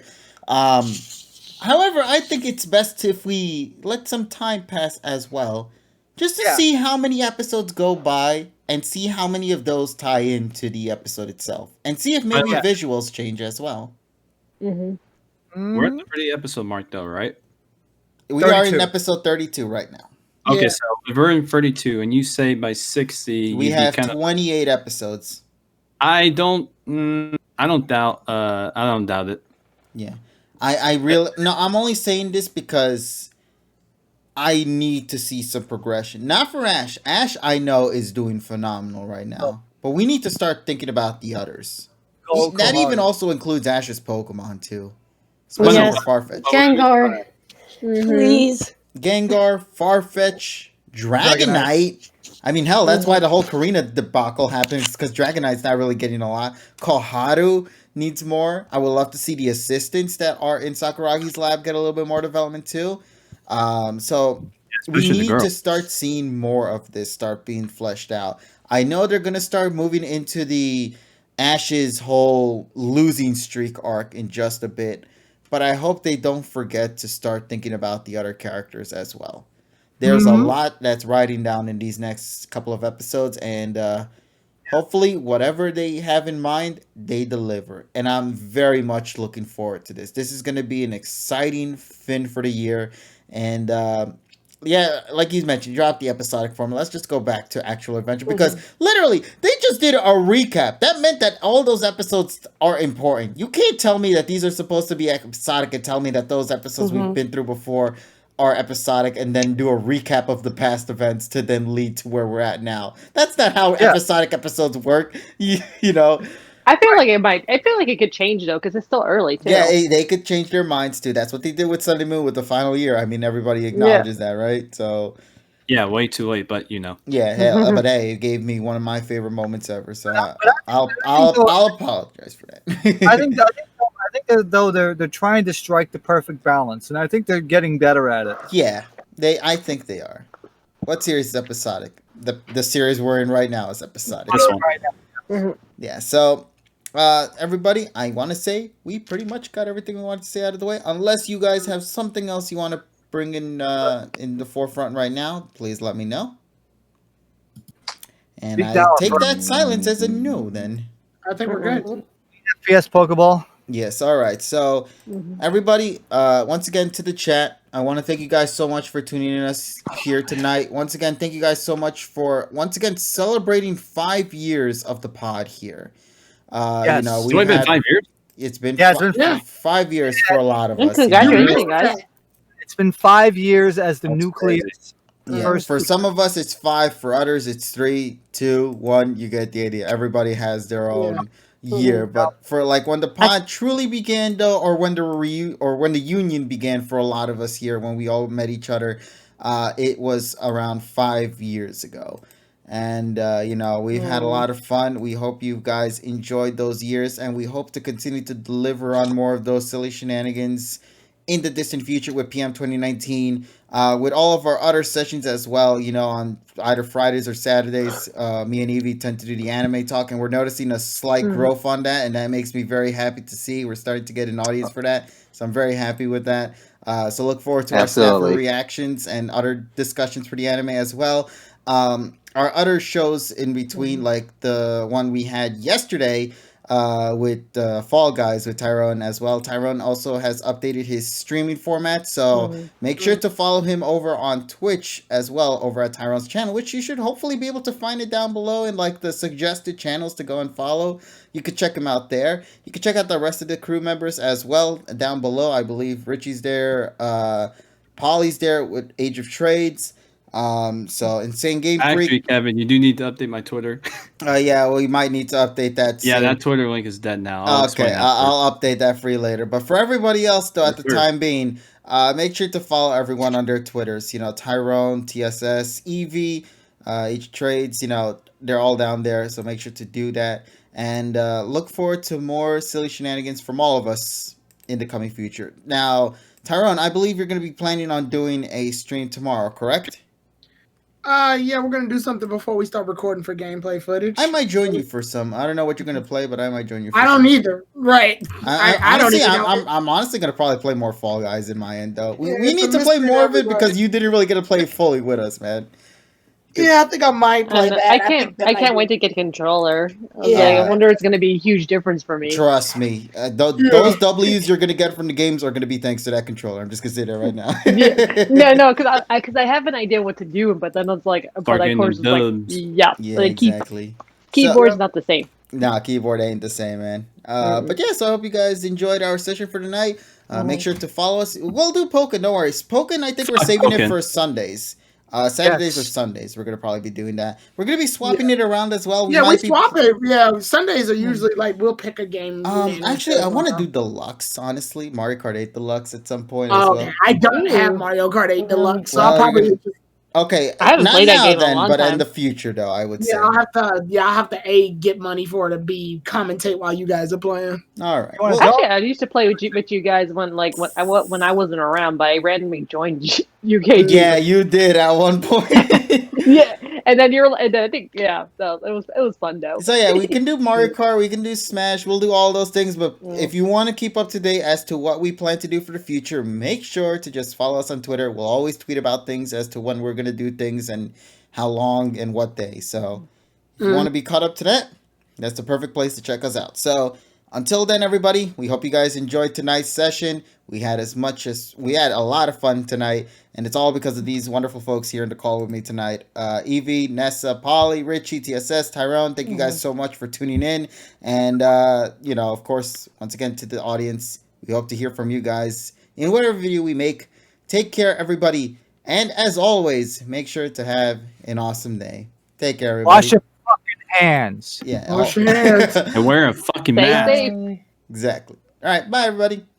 Bye. Bye. Bye. Fuck that squirrel.